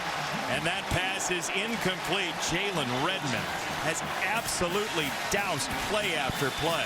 Yeah, this is a good little adjustment, too. Oklahoma walks that linebacker against the backup guard, right? Walks him into that gap.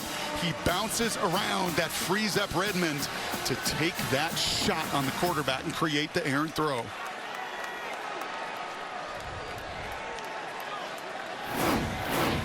Martinez hasn't taken very many hits tonight. That was a direct hit from Jalen Redmond. Mims back to receive for Oklahoma. And he waves for a fair catch at the 15-yard line. Dylan Gabriel, the anatomy of the deep ball, Brock. I think he throws one of the best deep balls in the game. It starts with that air on it, that arc. Look at that. Launch angle, I don't know, 40 degrees, but a ton of air up on that ball. Then it's balance. Young QBs, when you're throwing that deep ball, the better your balance, the better chance down the field, and then ultimately the catchability. I said to you, Jeff Blake back in my day was the best. That ball went straight up to the moon, like Russell Wilson too, and then the tip comes downhill. It's easier to catch rather than spinning or floating away on you. Gabriel is teaching tape for the anatomy of the deep ball. And Allison talking earlier about Dylan Gabriel mentioning that his constant ability to play keeps his timing.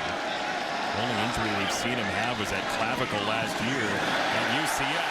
And this run for Gray is a gash for Oklahoma across the 40-yard line. Oh, this is just running right at you, running right at your middle linebacker, Daniel Green. Just a collision in the middle. A concerted effort in this second half to come out and establish the run. The home runs, they can come off play action from that run game. Another one for Gray. Oh, man, did he take the contact and keep his feet? What a run, a rugged run by Gray. Well, this young man got in the weight room this offseason. He said, I needed to sustain in this conference and be an every down back 15 more pounds of strength. He put it on, and it was on display right there. Running behind Kennedy Brooks last year as a marker comes in. Ball start. Offense, number 56. 5-yard penalty. 1st down. It's the right guard, Murray. Yeah, and I think if Brent Venables pulls that notebook out again, he's just going to write another note. There he goes. There it is. I beat you to it, Brent. But I know what you're doing. It's these self-inflicted pre-snap penalties. Don't seem like much, but against an opponent like this, 5 yards before the snap because you flinch, can't have it. The 3rd false start for Oklahoma. Gabriel, pressure coming from the blind side and more, and he has to toss it out of bounds and not take the sack. Huge. Huge. Took 7 of them the first 3 weeks, right? You've got to find a way to throw the ball away. It's always easy to say, why doesn't QB throw it away? Well, it's not always that simple. Guys could be running down the field, but you've got to find an escape valve. You've got to find a way to throw it in the 5th row and avoid some of those sacks he's taken earlier. Jeff Levy says, know where your burns are, where you can burn the football, and he went out of bounds.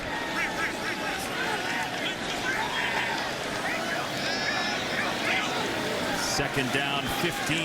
Gabriel pump fake. He goes the other way, and this is off the mark. Incomplete. Coverage again for Hayes, and it's 3rd and 15. Ooh, there's a lot of contact, but Hayes, number one, is a matchup that the Kansas State group likes right there in the slot. Doesn't really matter who it is. Tries to make a double move, does Mims.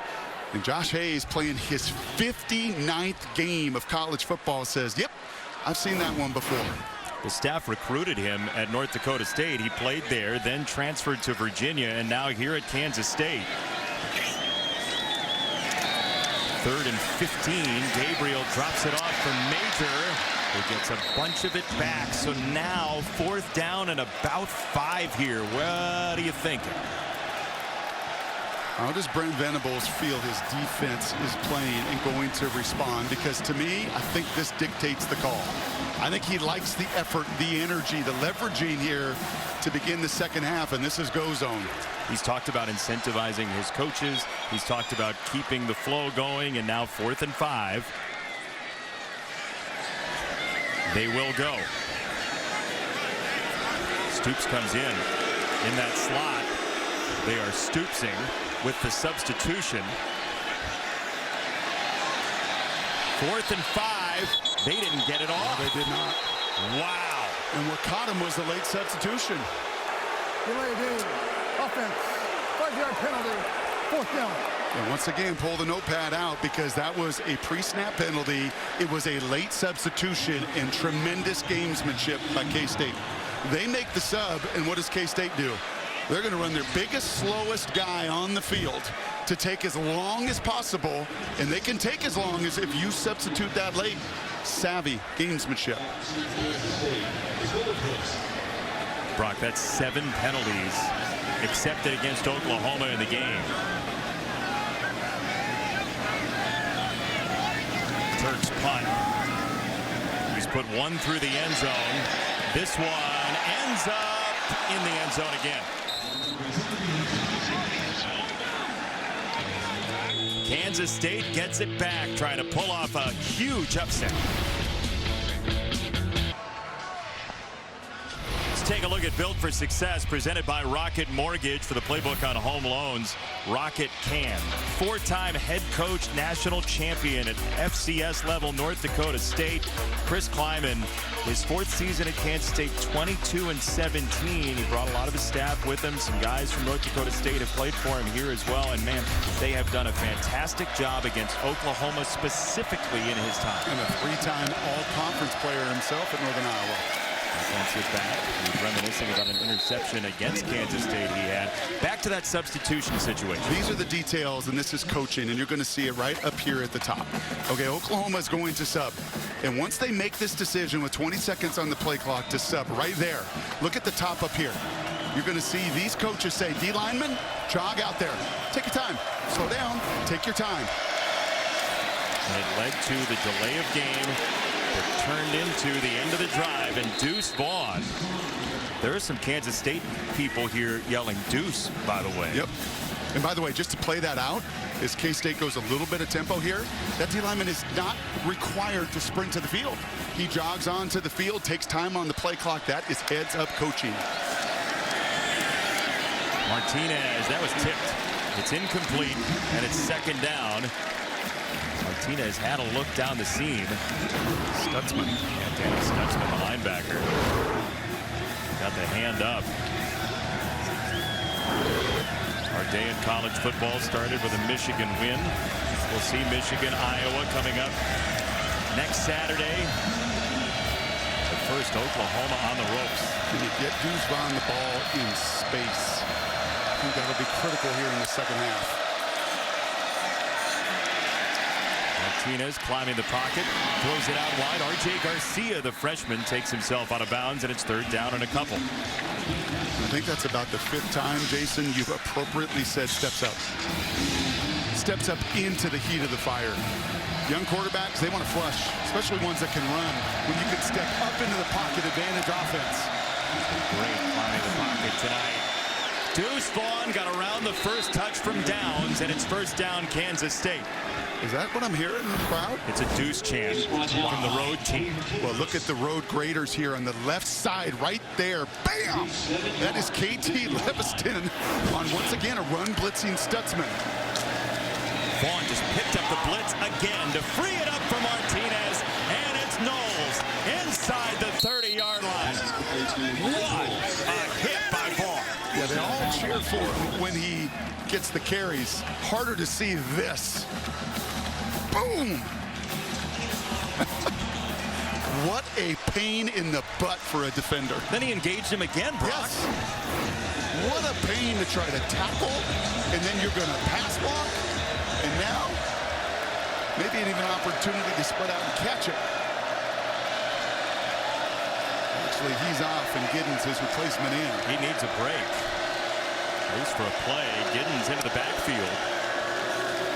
And here is the freshman Giddens with some room to roam. Finally tackled by Agwebu. And it's first down Kansas State again.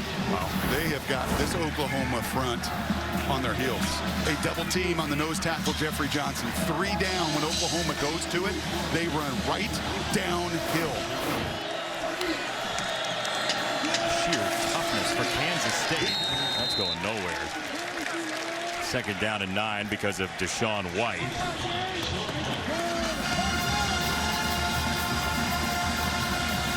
Giddens knows big spots. He ran for 216 yards in the Kansas State title game in high school. Vaughn gets a moment for himself. He's going to be an awesome pro one day. He's already a pro.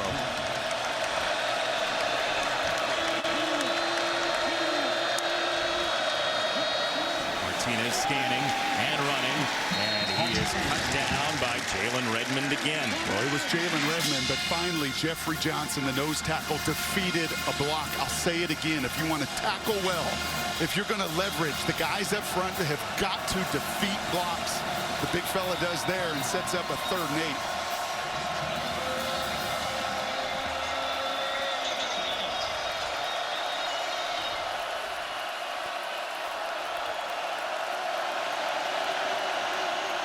Vaughn in motion.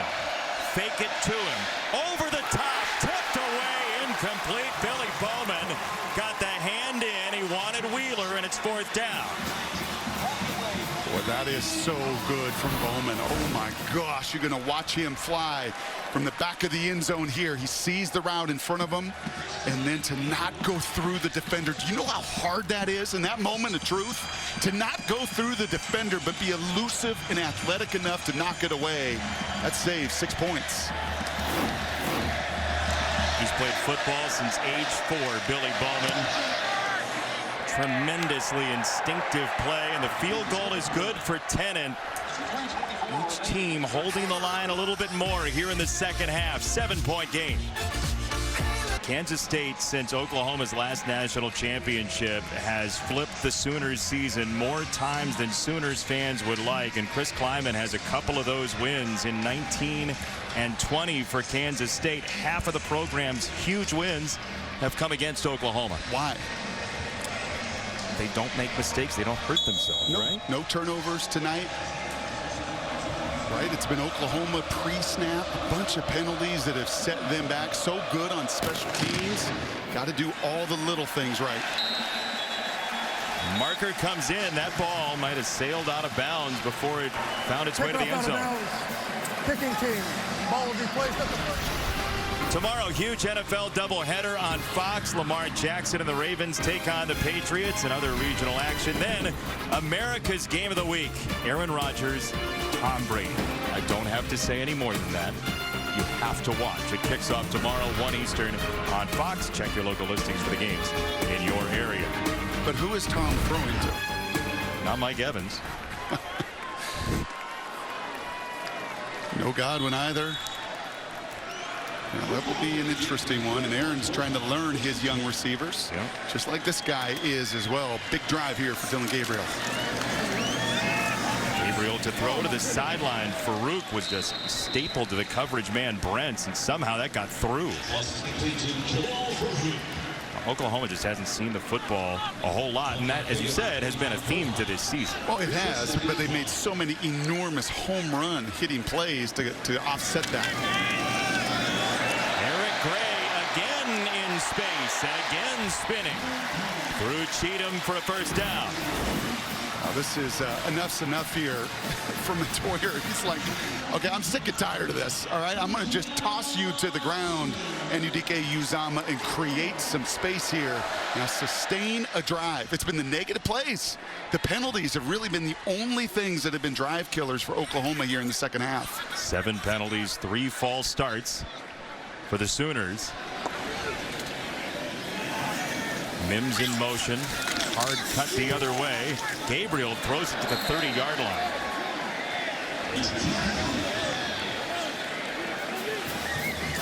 Duke was coming in on it. Yeah, he knows this right away. He's got an unblocked defender. Everything, right? They do 90% of it, Jeff Levy said, is all off of that run, pass, fake.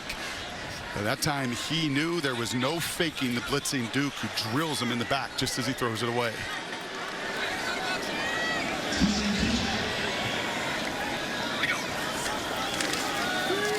Out of the backfield, Gray stoops out in front, but man, Duke just broke on through, got through 2 guys, and it's a gain of 1. And again, you see Duke on the stat sheet. He gets the tackle, and it was awesome.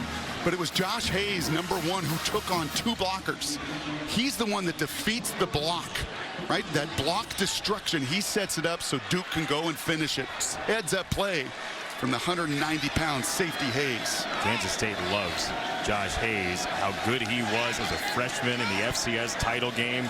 They rely on him in that secondary. A lot of Wildcats started in the box. Now Gabriel, tough snap to handle. They'll run it with Major, and that looks like a play they're going to set up to go for it on 4th down. Here we go again.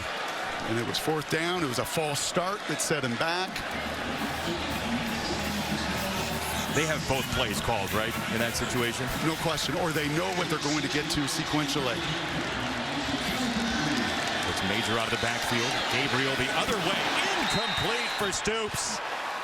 Just a little off target for Gabriel, and a turnover on downs. Yeah, when he misses, and you've seen this tonight, when #8 misses, it's because there's people in his lap. I mean, this is a gimme. There's a reason they didn't have to think about it. You have 10 yards of cushion. I mean, you've got to hit that 99 of 100 times, but when he misses, do you see that contact around him? Yep. Yeah, right here. That face kind of says it all. Like, I mean, how'd that happen? Yeah. And how that happened is a little bit of that body pressure. Stoops frustrated. Should be. Had a slant and go for a touchdown. Sets that up perfectly. Gives his QB his numbers, and that little pressure in his face causes the misfire. Injured player is Felix and Udike Uzama, the tremendous pass rusher for Kansas State. Look at him breathing, man. These Wildcats expend, in this matchup in particular, every bit of energy as they're working on his ankle, lower leg. He has given so much along with the rest of that defensive line tonight. He had a game with 4 sacks last year against TCU. And he is now up and jogging off the field with a stop in tow for his defense. And I loved what his D coordinator said about him, Joe Klanderman, when it came to Felix. And it's just, yeah, he had all the production last year, but it's the stuff that doesn't show up, like that one, right, where he hits a gap, allows Duke to come behind him and create just enough contact. The game slows down, not just for quarterbacks, we talk about all the time, but for those defensive linemen as well, helping their buddies out. Now Adrian Martinez and Deuce Vaughn back to the steering wheel with 16 minutes to go, and a marker comes in.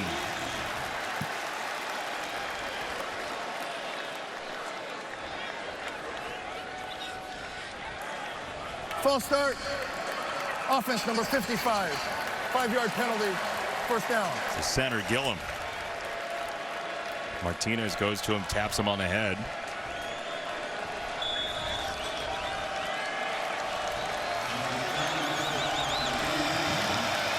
Vaughn in the slot at the top of your screen. Martinez dumps it off. He's got Warner. That's second down coming up. Gain of 8, 2nd and 7. That gets you back on schedule. This just feels like Deuce Vaughn time, doesn't it? Final 15 minutes, 50 seconds in this building. A matchup the 22 feasts upon as well. He's touching the ball right here. No, he's not. Outside for Brooks. And Brooks hemmed in by Bowman, but not directly to the sideline, and he turned it upfield. Yeah, if you just compare and contrast Hayes on that previous possession defensively, right, turning everything back in.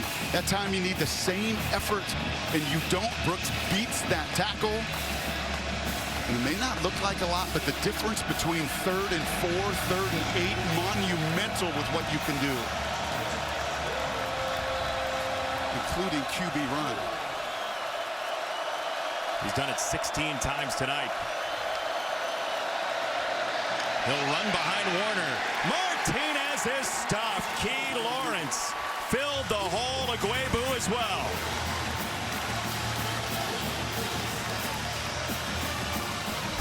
That's the end of the third So quarter. many memories in this rivalry in recent history. So many Wildcats in the way of Sooner runs to a title. It's a 7-point game after 3.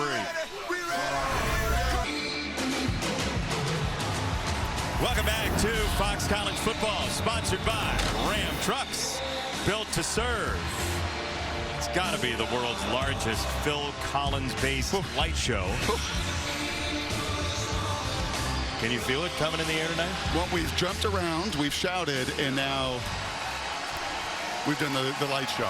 We are here, Brock and Benetti, for third quarter fun with Allison down right in the middle of it, enjoying all of it, close range in a rivalry game that once again that has done anything but disappoint. You see that little smile, little smirk on Adrian Martinez's face? He's looking around too like, man, this is what it's all about. This is college football.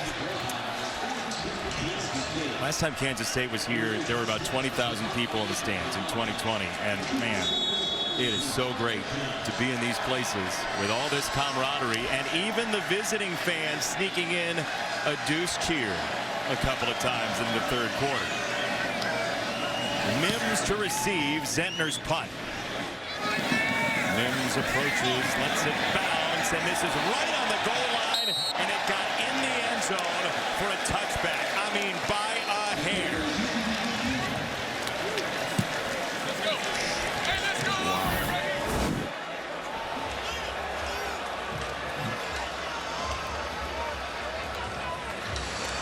So close.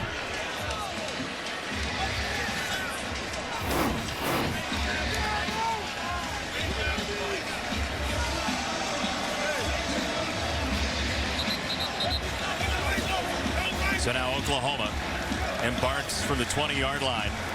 Dylan Gabriel, 14 of 23, a career 60+% passer, has not been terribly accurate When at their points hip tonight. body's been around him, that accuracy has dropped dramatically. When he's had a clean pocket, he's hit his shots.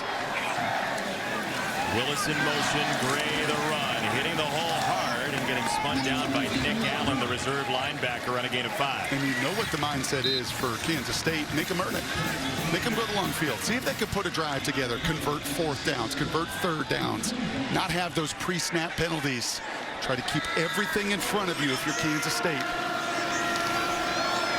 Gray again hopping into the run, and he's met by Savage. His defensive coordinator, Joe Klanderman, loves the last name because he thinks it's fitting.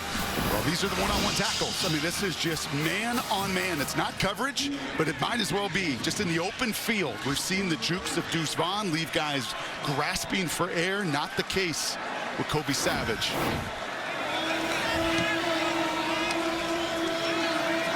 Third and 3, Oklahoma. Gabriel, short set. Nice try on the close there by Boydo, but it does get through to Farouk and a first down. How did he catch that? This is all about getting your body. You can see what's coming. Boydo knows it. Short passing game, and my goodness gracious, is that a tremendous effort to go through the DB. You cannot let the DB go through you and get that interception. Well done by the young sophomore. It was a hard close by Boydo, and he still didn't come up with the ball. Gabriel wants to throw. Instead, he's hit. He keeps his feet. He finds a crease. Dylan Gabriel slides just outside of the 40. That started to look like last week in Lincoln. I think he finally says enough. If the other guy is going to do it and create when things break down, I can do it too. A chunk play on the ground from number 8. 26-yard run and movement by the left side of the line. Matoyer and Harrison. False start. Offense number 72. 5-yard penalty. First down. And that's number 4. And we've seen it from everybody. Braden Willis, Wanye Morris, Chris Murray. That time the left side of the line. I mean, they've all taken their turns. And when you play at home, you never, ever expect 4 pre-snap false start penalties. Gray got away from Green, and he gets spiked down after a medium gain by Robert Hentz, the backup nose guard. But Oklahoma's not really gotten fully into its tempo tonight. All those setbacks are a big part of it. Right? You see Cheatham being tended to. Lots of collisions down the alley in this run game. But hard to get efficiency, hard to get tempo going when it's 5 yards backwards, 5 yards backwards, 5 yards backwards. Drive killers. Oklahoma driving right now. Cheatham is injured. We'll step aside. 7-point game in Norman. Top 10 Oklahoma on the ropes again. Fox College Football is sponsored by Pacific Life, creating financial security for more than 150 years. 7 Heisman trophies in the Switzer Center here at Oklahoma. Quarterback U recently, Jason White 03, Sam Bradford, Baker Mayfield, Kyler Murray, and Dylan Gabriel trying to make sure to keep these guys unbeaten so far this year in the Big 12 opener for Oklahoma. You know, a word I'm looking at on my board here, strain. And Venables said it to us. Every coach on the staff said it to us. This matchup is going to be about strain mentally, physically. For 4 quarters, that's just the opponent. That's what you're going to get no matter what happened the week before. When these two tangle, it is a 60-minute strain. Again, he wakes up to win, he says. It's 6 a.m. pickup basketball. I want to win. But strain for him is giving everything you have to whatever job you have. And the job is a comeback right now. Gabriel drops it off for Gray. 3 guys meet him, and eventually it is Allen. Savage got the first touch, and it's 3rd down and 9. And it's 3rd and 9 because of that false start. So much more difficult against an opponent that doesn't give you an inch to convert 3rd and 9s and 3rd and 4. Jeff Levy discussed that in terms of sacks. It hasn't been sacks tonight. It's been penalties to put them behind.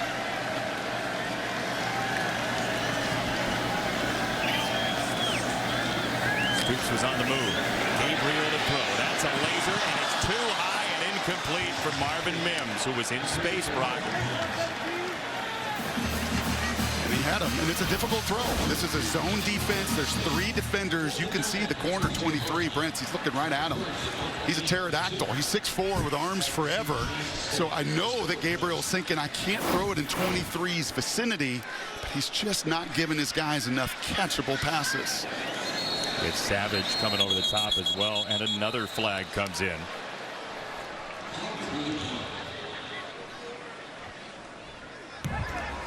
False start. Offense number 17. 5-yard penalty. 4th down. More notes for Brent Venables. Yeah, what he is seeing is these 3rd and 9 situations. That was a little zone, right? Little two men into 3 defenders. Kansas State passes it off beautifully. There's 1 window to hit. And unfortunately, Dylan not in rhythm tonight. 16 for 26. Brooks lets it go and through the end zone. That was playable for Oklahoma down at the goal line. Deuce Vaughn, so tough to tackle, Brock. It's just, if he's on your side, he's the most lovable competitor you could ever have. You pick him first on the playground because look at the juke moves, the jump cuts. I mean, he is just so painful. If you're on the other side and you're one of these 5, 6, 7 defenders, he's the biggest pest you've ever played, and you really don't want to match up with him again, right? Because on paper, he's 5'6" and 170 pounds. On the field, he embarrasses you. He played flag football through 7th grade. Imagine trying to pull a flag from his waist. No thanks. Good luck to you.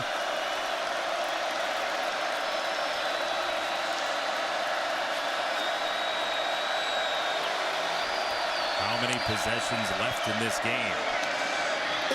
Oh, man, he squeezed through and got by another 2 for a first down run of 15. He went sideways. Those are the 2 best defenders. It is the Cheetah and it's Billy Bowman. I mean, goodness. He just slices you with his agility. Martinez on target, sin it again. His 4th grab and a gain of 21. And this might be Adrian's best throw of the night. He does this right through a defender. Just a vertical route, beating zone coverage in front of the safeties, behind the linebackers, but to do it through contact. Shimmy from Deuce Vaughn. There's a little Louis Tiant in there too, you know, give you the shoulder every once in a while, give you the lower body. Stutzman dropped him that time, no gain. Can you imagine him in a boxing ring too? Oh.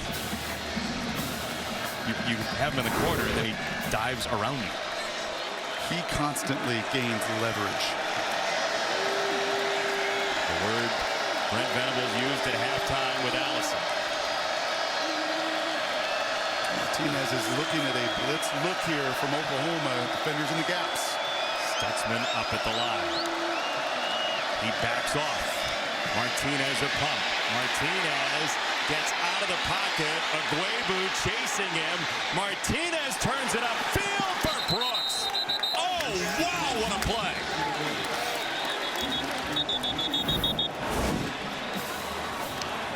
Who is number 9 in this uniform tonight? Ineligible receiver downfield. Offense number 73. 5-yard penalty. Repeat, 2nd down. They get Duffy for being downfield, the right tackle. That is the right call, but man, that is so hard on Christian Duffy. He's right here. And the threshold is about 3.5 yards. And you're going to see as the scramble occurs, you just got to stand right there. 73, stand right there. Instead, he's watching the play, drifting downfield. And he is a good 4 yards downfield on the superhuman effort from Martinez. By the letter of the law, the right call. Now Martinez reaching back for the sideline, incomplete, and now a marker comes in against Broyles, maybe. And there's your difference. He wasn't making this throw last week, and this is about the 4th time he's thrown it Cade Warner's way. Pass interference. Defense number 25. 15-yard penalty. Automatic 1st down. You have to believe he was overcorrecting after the mistakes at Nebraska, Adrian Martinez. Well, there is no question that scar tissue is real, and that penalty's real. They don't like it, but underthrown balls, we see this all the time. If the receiver's coming back, you don't turn around. In Broyles' case, you go through the receiver. That penalty comes out. And Brent Venables knew, though. He knew we were going to see a different Adrian Martinez tonight. He knows the kind of competitor that number 9 is. And we're seeing it on full display.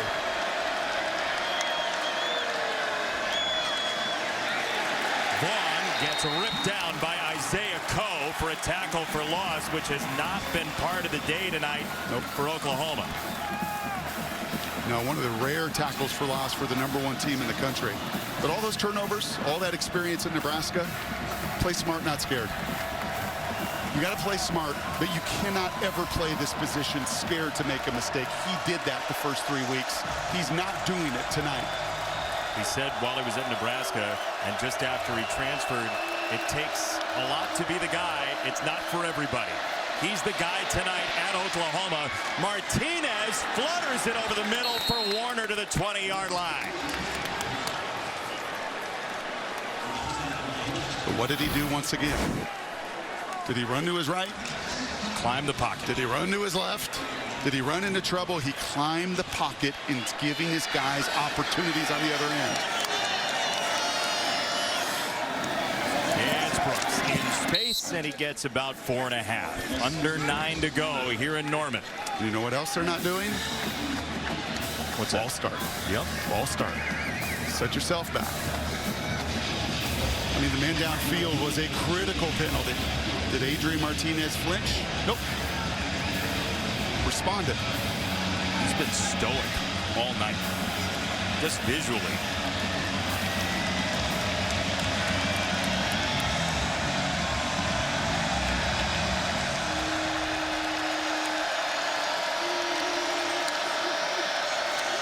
Second and 5, quick swing out. That's dropped by Brooks.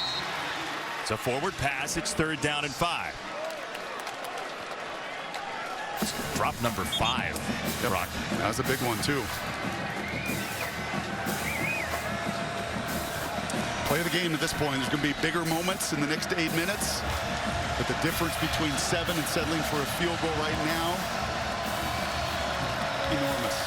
Embedded purple in a loud sea of crimson.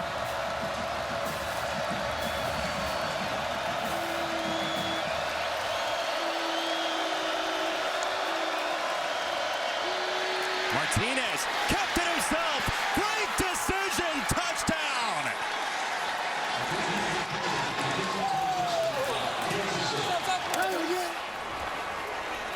Wow.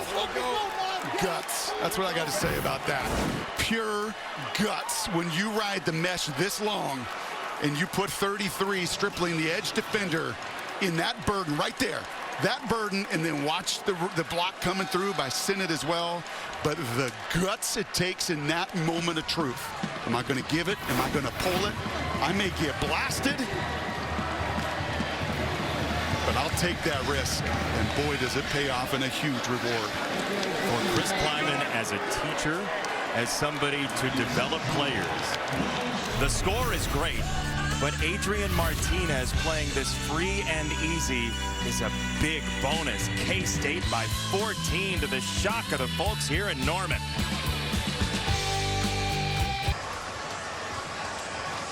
That young man took so much flack at Nebraska. Some of it rightfully so, but he felt it.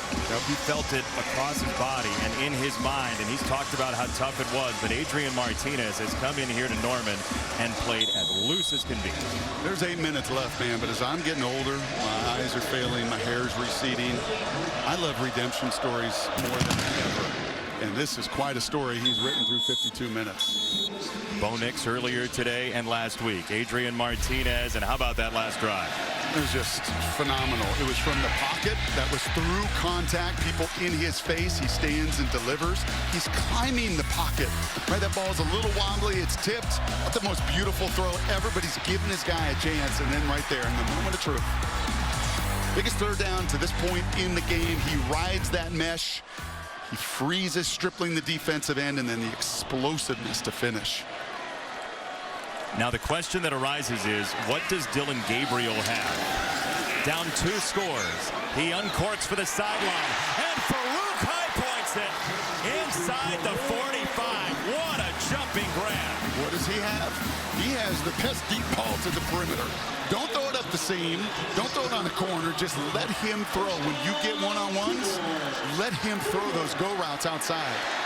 Oklahoma known for quick touchdown drives. Under pressure this time, and he gets it to the near side in Theo Weiss. Well, I talked about courage with Adrian Martinez. This takes courage, too. Here comes Khalid Duke right in your face. Stand and deliver. On a gain of 7, the run from Major, changing direction, and he's very close to the line to gain. I'd like to say you don't have to get it all back in one shot, but that's Oklahoma's DNA.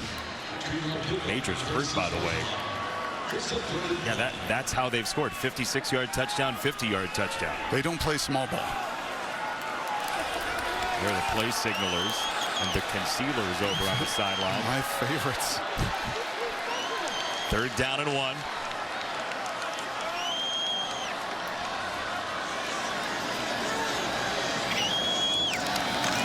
Gray is in. Man, he hit the hole, too. He's done that all night long. This is where, as a QB, too, just concentrate, focus, guys. Don't go backwards. Hold your water up front. Stay on schedule, and the opportunities will come. On first down, Gabriel. He's pressured. Moore was in there first. Jalen Pickle closed the deal. Throw it away. Where can I burn it? Okay, they're coming. My first read's not open. Slide and burn it. Slide and burn it. Cannot take negative plays. First sack tonight and a crucial one for Gabriel. Back to the 37. Pump fake. Now he goes sideline. Willis, the tight end, has been quiet in the pass game tonight. He's got a first down here. Oh, they love this concept. You see this in the system all the time. Just you fake the little screen, the little swing route, and the 2 vertical switch releases off of it. That was a great hole shot. Moving down to 5 minutes left. Nearly 900 yards in the game. Gabriel running. Weaving outside. Gabriel sideline! And he's out of bounds at the 1. Little word for Brent's on the way back. Yeah, and a little word with his hand to the face of Kobe Savage in the open field right here, too. I got you, just like Adrian Martinez is getting my guys on the other side.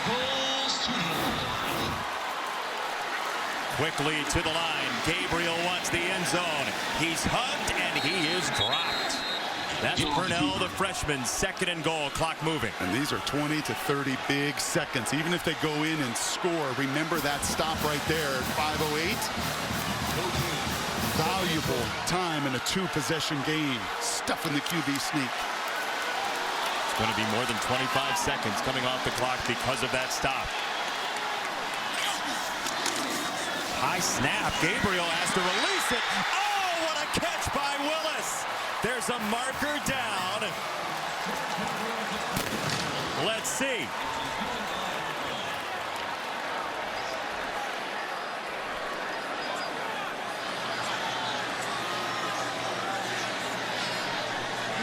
I think they're having a conversation of if that was a pick play, but I believe that ball was thrown behind the line of scrimmage. I think that's the conversation they're having right now. What an unbelievable job to get the ball out of his hands. Taking a lot of time. That's the right thing to do. There is no foul for offensive pass interference. The ball was caught behind the line. The result of the play is a touchdown. Great call, Brock. Good call by this officiating crew. Touchdown, Willis. You get it right. You all convene, you get together. You're going to see the block down here. Okay, if this ball is thrown in front, it is a pick play all the way, but it's clearly behind the line of scrimmage. And I talked about the courage of Martinez on the other side. That's guts, too. Kobe Savage rammed him into the ground. 4:36 to go in Norman.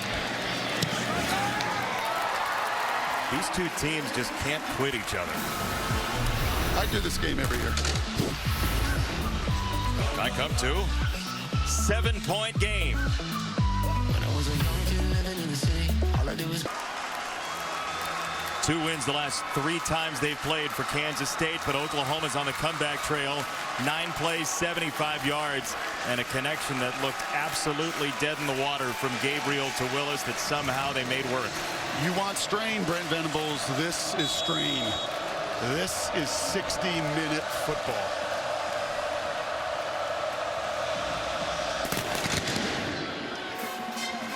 Knowles lets it go. Let's take a look at our Pacific Life Games Summary, sponsored by Pacific Life, creating financial security for more than 150 years. Can I just say great game? Outstanding game? We got to watch some of it. Just a back and forth game of 2 quarterbacks. Adrian Martinez and Deuce Vaughn, really the show on this side of it. Just making enormous plays when their number is called. And it does, man. It takes courage to play this position. Courage to overcome adversity, negative plays, and courage to deliver when the moment gets the brightest.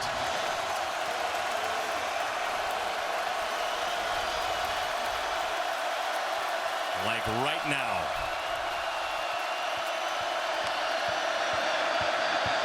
Quick hit, Brooks. At the fringe, Brooks is out of bounds at 4:30. Oklahoma is throwing the artillery at the line of scrimmage. That's why you're seeing these little bubble screens. Stutzman, Owebu, look at them. They were expending everything, and you could see the amount of yards, the amount of plays, the amount of collisions they've been in tonight. A concerted effort here, I think, down the stretch to make somebody not named Deuce Vaughn or Adrian Martinez beat you. 3 timeouts for both teams. 4 minutes to go.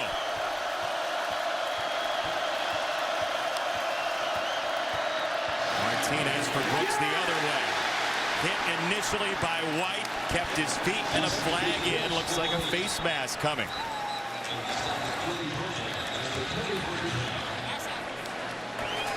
Personal foul, face mask. Defense number 5, 15-yard penalty, automatic first down. It's been the 2 most influential players, and those numbers that we just showed you through the first 3 games, an obvious face mask by Bowman. But it was Deshaun White who can't wrap. He can't finish. And because of it, Bowman's flying over. He's out of position. Missed tackles in the open field. 3 minutes and 44 seconds. K-State keeps breaking them, they win. OU makes them, they give themselves an opportunity. 11 penalties looming large for Oklahoma tonight. Martinez knows how to work a play clock down to 5. It's Vaughn, and it's Redmond again, just MMAing him down on a tackle for loss. I think they're a little frustrated with the flyweight that has embarrassed many of these heavyweights between the tackles. I tell them, once again, there comes your linebacker blitzes. There comes White. They are going to throw more numbers at the line of scrimmage than there are blockers. Can you hit a one-on-one on the perimeter?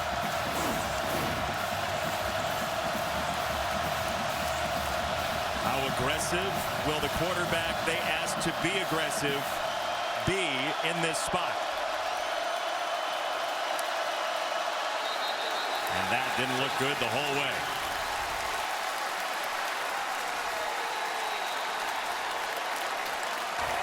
False start. Offense, number 73. 5-yard penalty, second down. Duffy, his second penalty. Yeah, part of the reason they've been unbeaten 15 of the last 23 years in this building is 80,000 know when they can play a role too.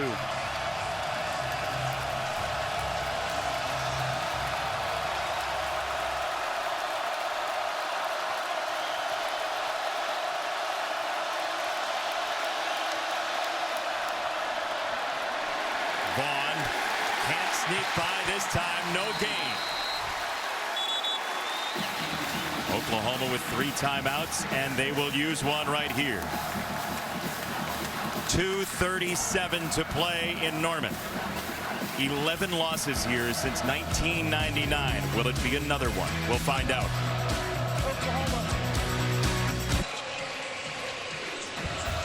Fox College Football is sponsored by Progressive. One thing no one would ever challenge: protecting your home and car with Progressive. Every year, K-State and Oklahoma down to the wire. This is a series that featured 7 shutouts in 8 years back in the 1930s and 40s. It's basically all Oklahoma, but recently Kansas State has been thorny for Oklahoma. Got to push this ball down the field. Not time to be conservative. Oklahoma scores fast anyway. 3rd and 16 for Martinez. Didn't have time to throw it down the field. He runs instead. Martinez has the first down. Adrian Martinez. Unreal effort tonight for Kansas State. They wanted aggressive. Here it is. Are you kidding me? Did that just happen on 3rd and forever? How? And look at the effort down the field of his buddies, man, elevating the confidence and belief of everyone. I said push it down the field. Don't push it down the field. Push on the accelerator, number 9. Holy smokes. They drove 4.5 hours for this. They would have driven 12 hours for this. Martinez wants the end zone for the 4th time on the ground. Stutzman stopped him. Timeout Oklahoma. They'll have 1 remaining.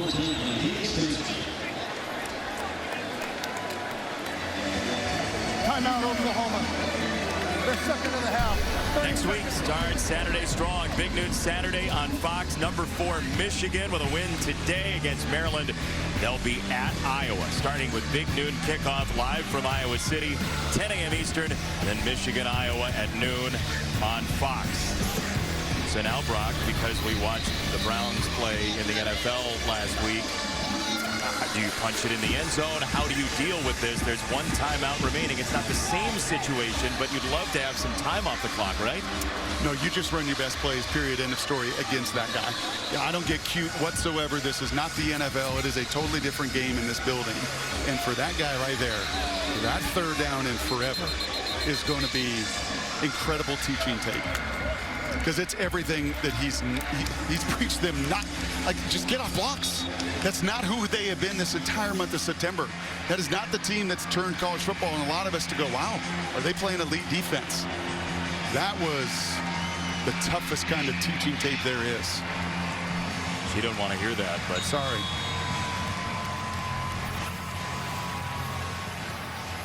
Two minutes flat for Adrian Martinez, the Nebraska transplant.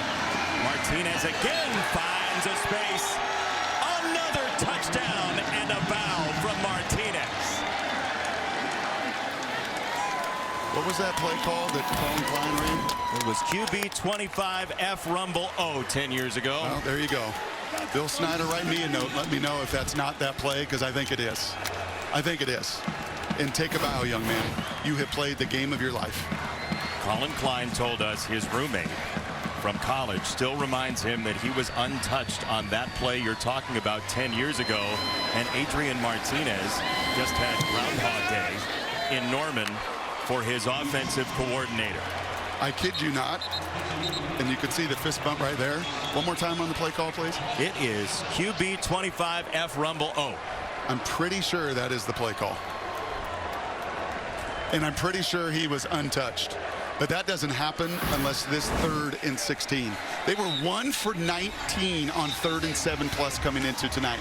A little line game by Oklahoma. They can't get off 1 block. Billy Bowman takes a poor angle. The cheetah Deshaun White takes a poor angle. Holy cow. Brent Venables' words to Allison at halftime about leveraging, and we're not leveraging. And oh, by the way, slide and bounce. Was he touched? Only by his offensive line, I think. That is eerie.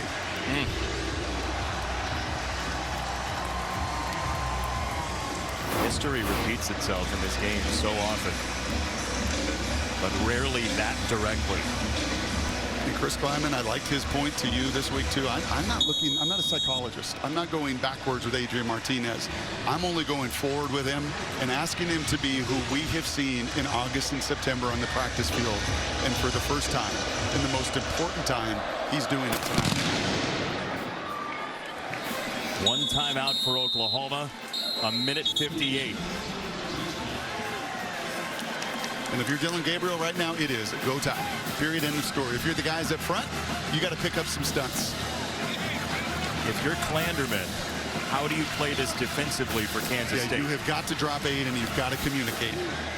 You can give Dylan Gabriel time to pat the ball and throw it underneath and rally and tackle, but you will not play man-to-man press coverage, in my opinion, in these moments.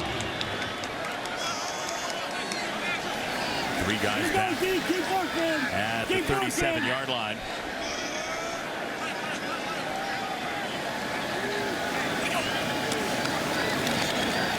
Gabriel over the middle. Marvin Mims catch and run, sliding down at the 41.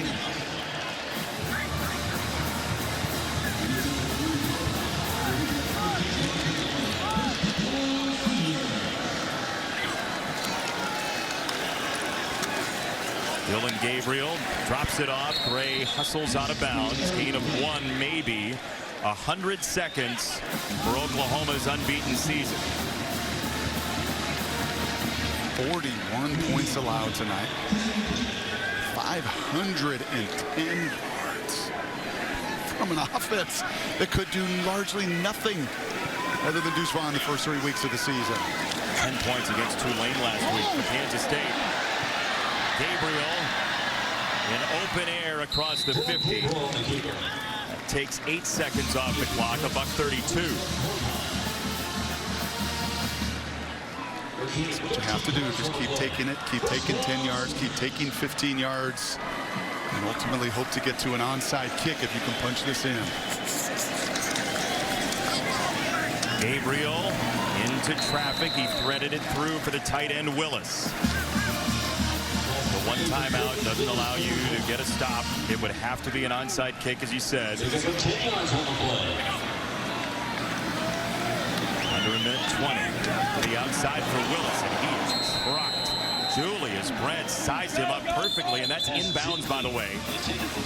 Wow.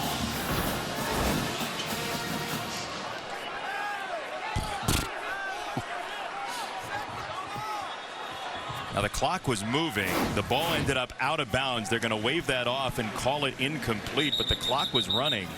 So they played it like it was fumbled out of bounds. It's a minute 5, but they're going to have to re-administer the clock. And they can do that under 2 minutes, and they will work to get this right. Brents is hurt.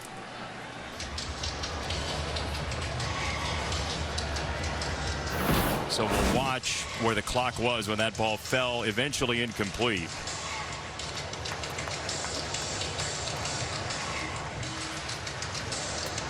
Looked like the result of the play was a catch and a fumble forward. Yeah. The ball will be brought back to the spot of the fumble. The clock will start on my ready. So there was one signal of incomplete. The initial call was a fumble out of bounds, and they talk it over and end up with the fumble out of bounds. The previous play is under further review. Yeah, now they're going to review it. After they discussed it, they're going to review it with a minute 5. It looked to me like he caught the ball and made a move upfield. How about you? Yeah, I think that was a fumble. So now it's the administration of when, how much time, and every second matters. Dean Blandino in Los Angeles. Dean, what do you see here? Yeah, I'm looking at control, and then he's going to get both feet down and turn, and that's the key, that turn. He's completing that time element. So to me, this is a catch, and then we have a fumble, and the ball goes out of bounds, and they're looking at that part of it as well. And you can see the Kansas State player did not recover it inbounds. So we have a forward fumble out of bounds, comes back to the spot of the fumble, and just like they announced, the referee announced, the clock will start on the ready for play. Dean, thank you very much. Remember those 30 seconds on that stuffed QB sneak? Yep. I know that Brent Venables will remember every one of these moments.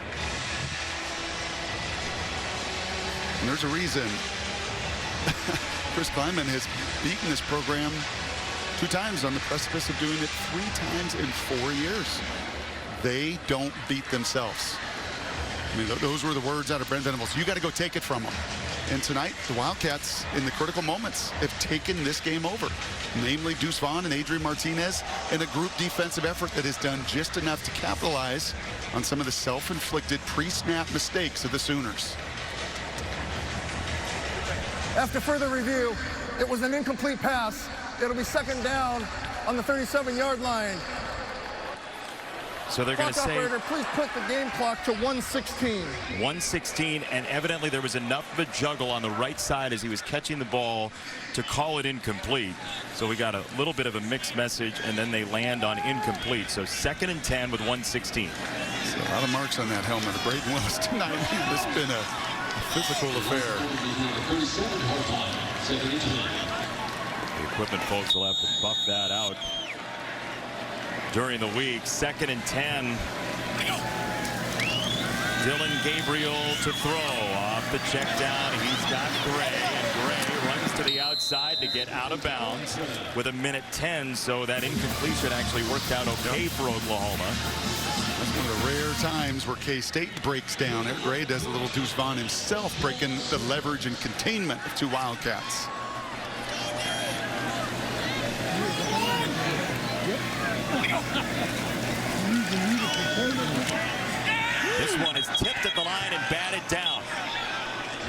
2nd down coming up. Sayamalo, big old 99, takes care of that one. Big old 340-pounder.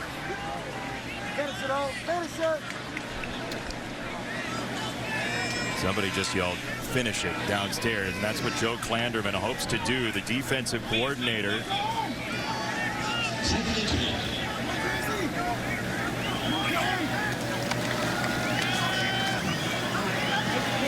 Gabriel gets out of the pocket, turns upfield, and totes it out of bounds. Under a minute to go. Kansas State just sort of fading back into that cushion. Time becomes a little more important here. They've saved the one timeout. They've operated quickly. This is just their MO. None of this is out of character whatsoever. But you got to score here in the next 15 to 30 seconds to give yourself a chance if you were to recover that onside kick.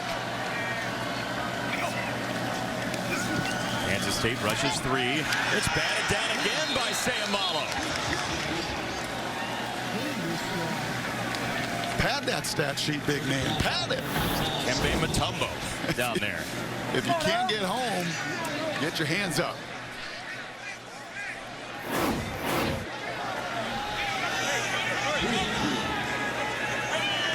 So now the down marker's an issue. They will run and get the first down, make sure the drive's alive. 50 seconds to go for Gray. You got to get right to that line. Every one of these seconds so precious. Still the one timeout. 45 seconds. Gabriel again right up the middle for Gray, who's shook by 1. Maybe the timeout here. Yep.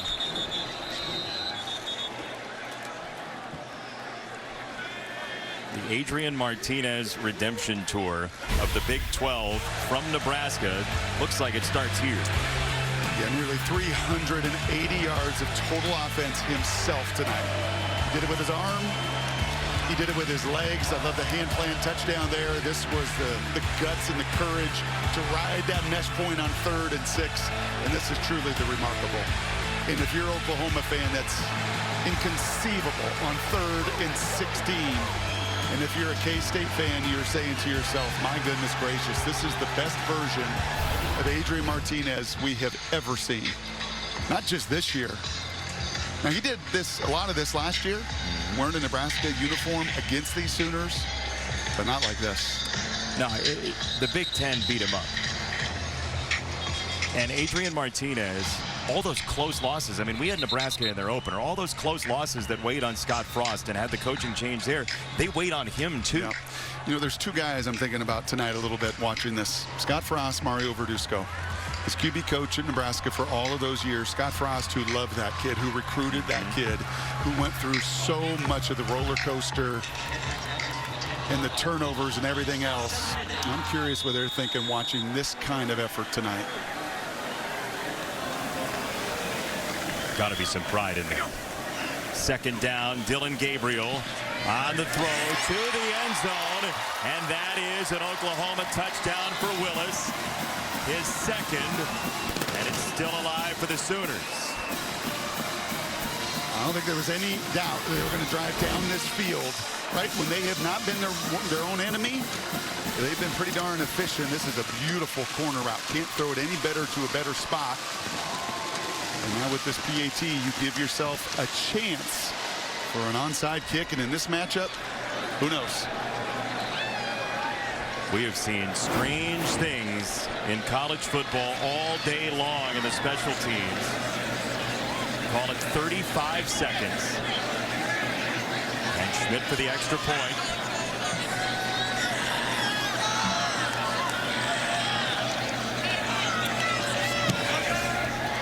It is good.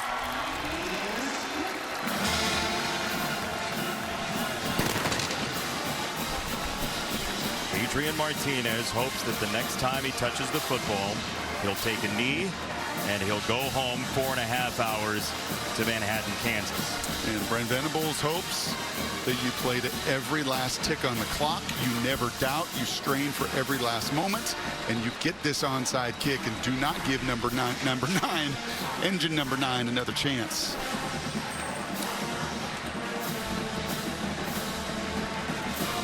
We We saw Texas lose earlier today in Lubbock. The Big 12 is completely up for grabs. If Oklahoma takes a loss here, number 6 Oklahoma down 7 with an onside kick holding its fate.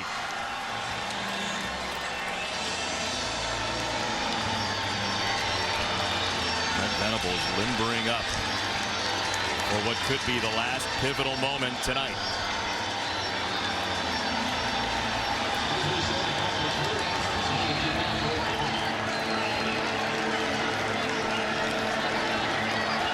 Turk will take it.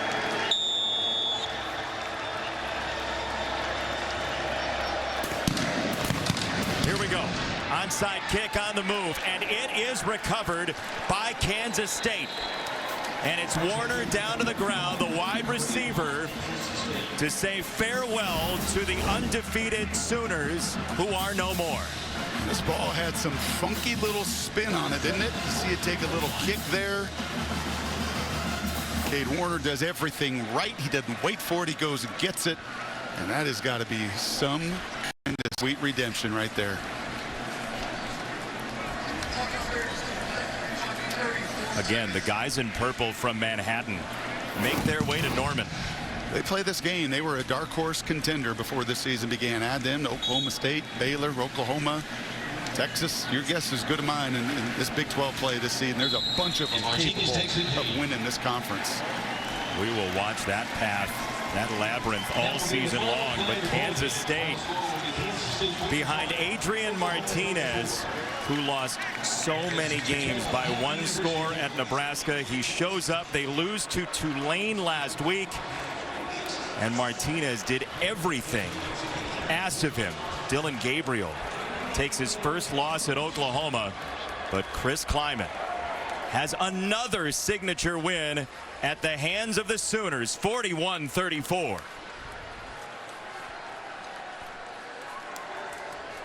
Adrian Martinez with Allison Williams. Thank you guys very much. Adrian, all week your coaches asked you to be aggressive, to let it rip. How were you able to deliver on that tonight?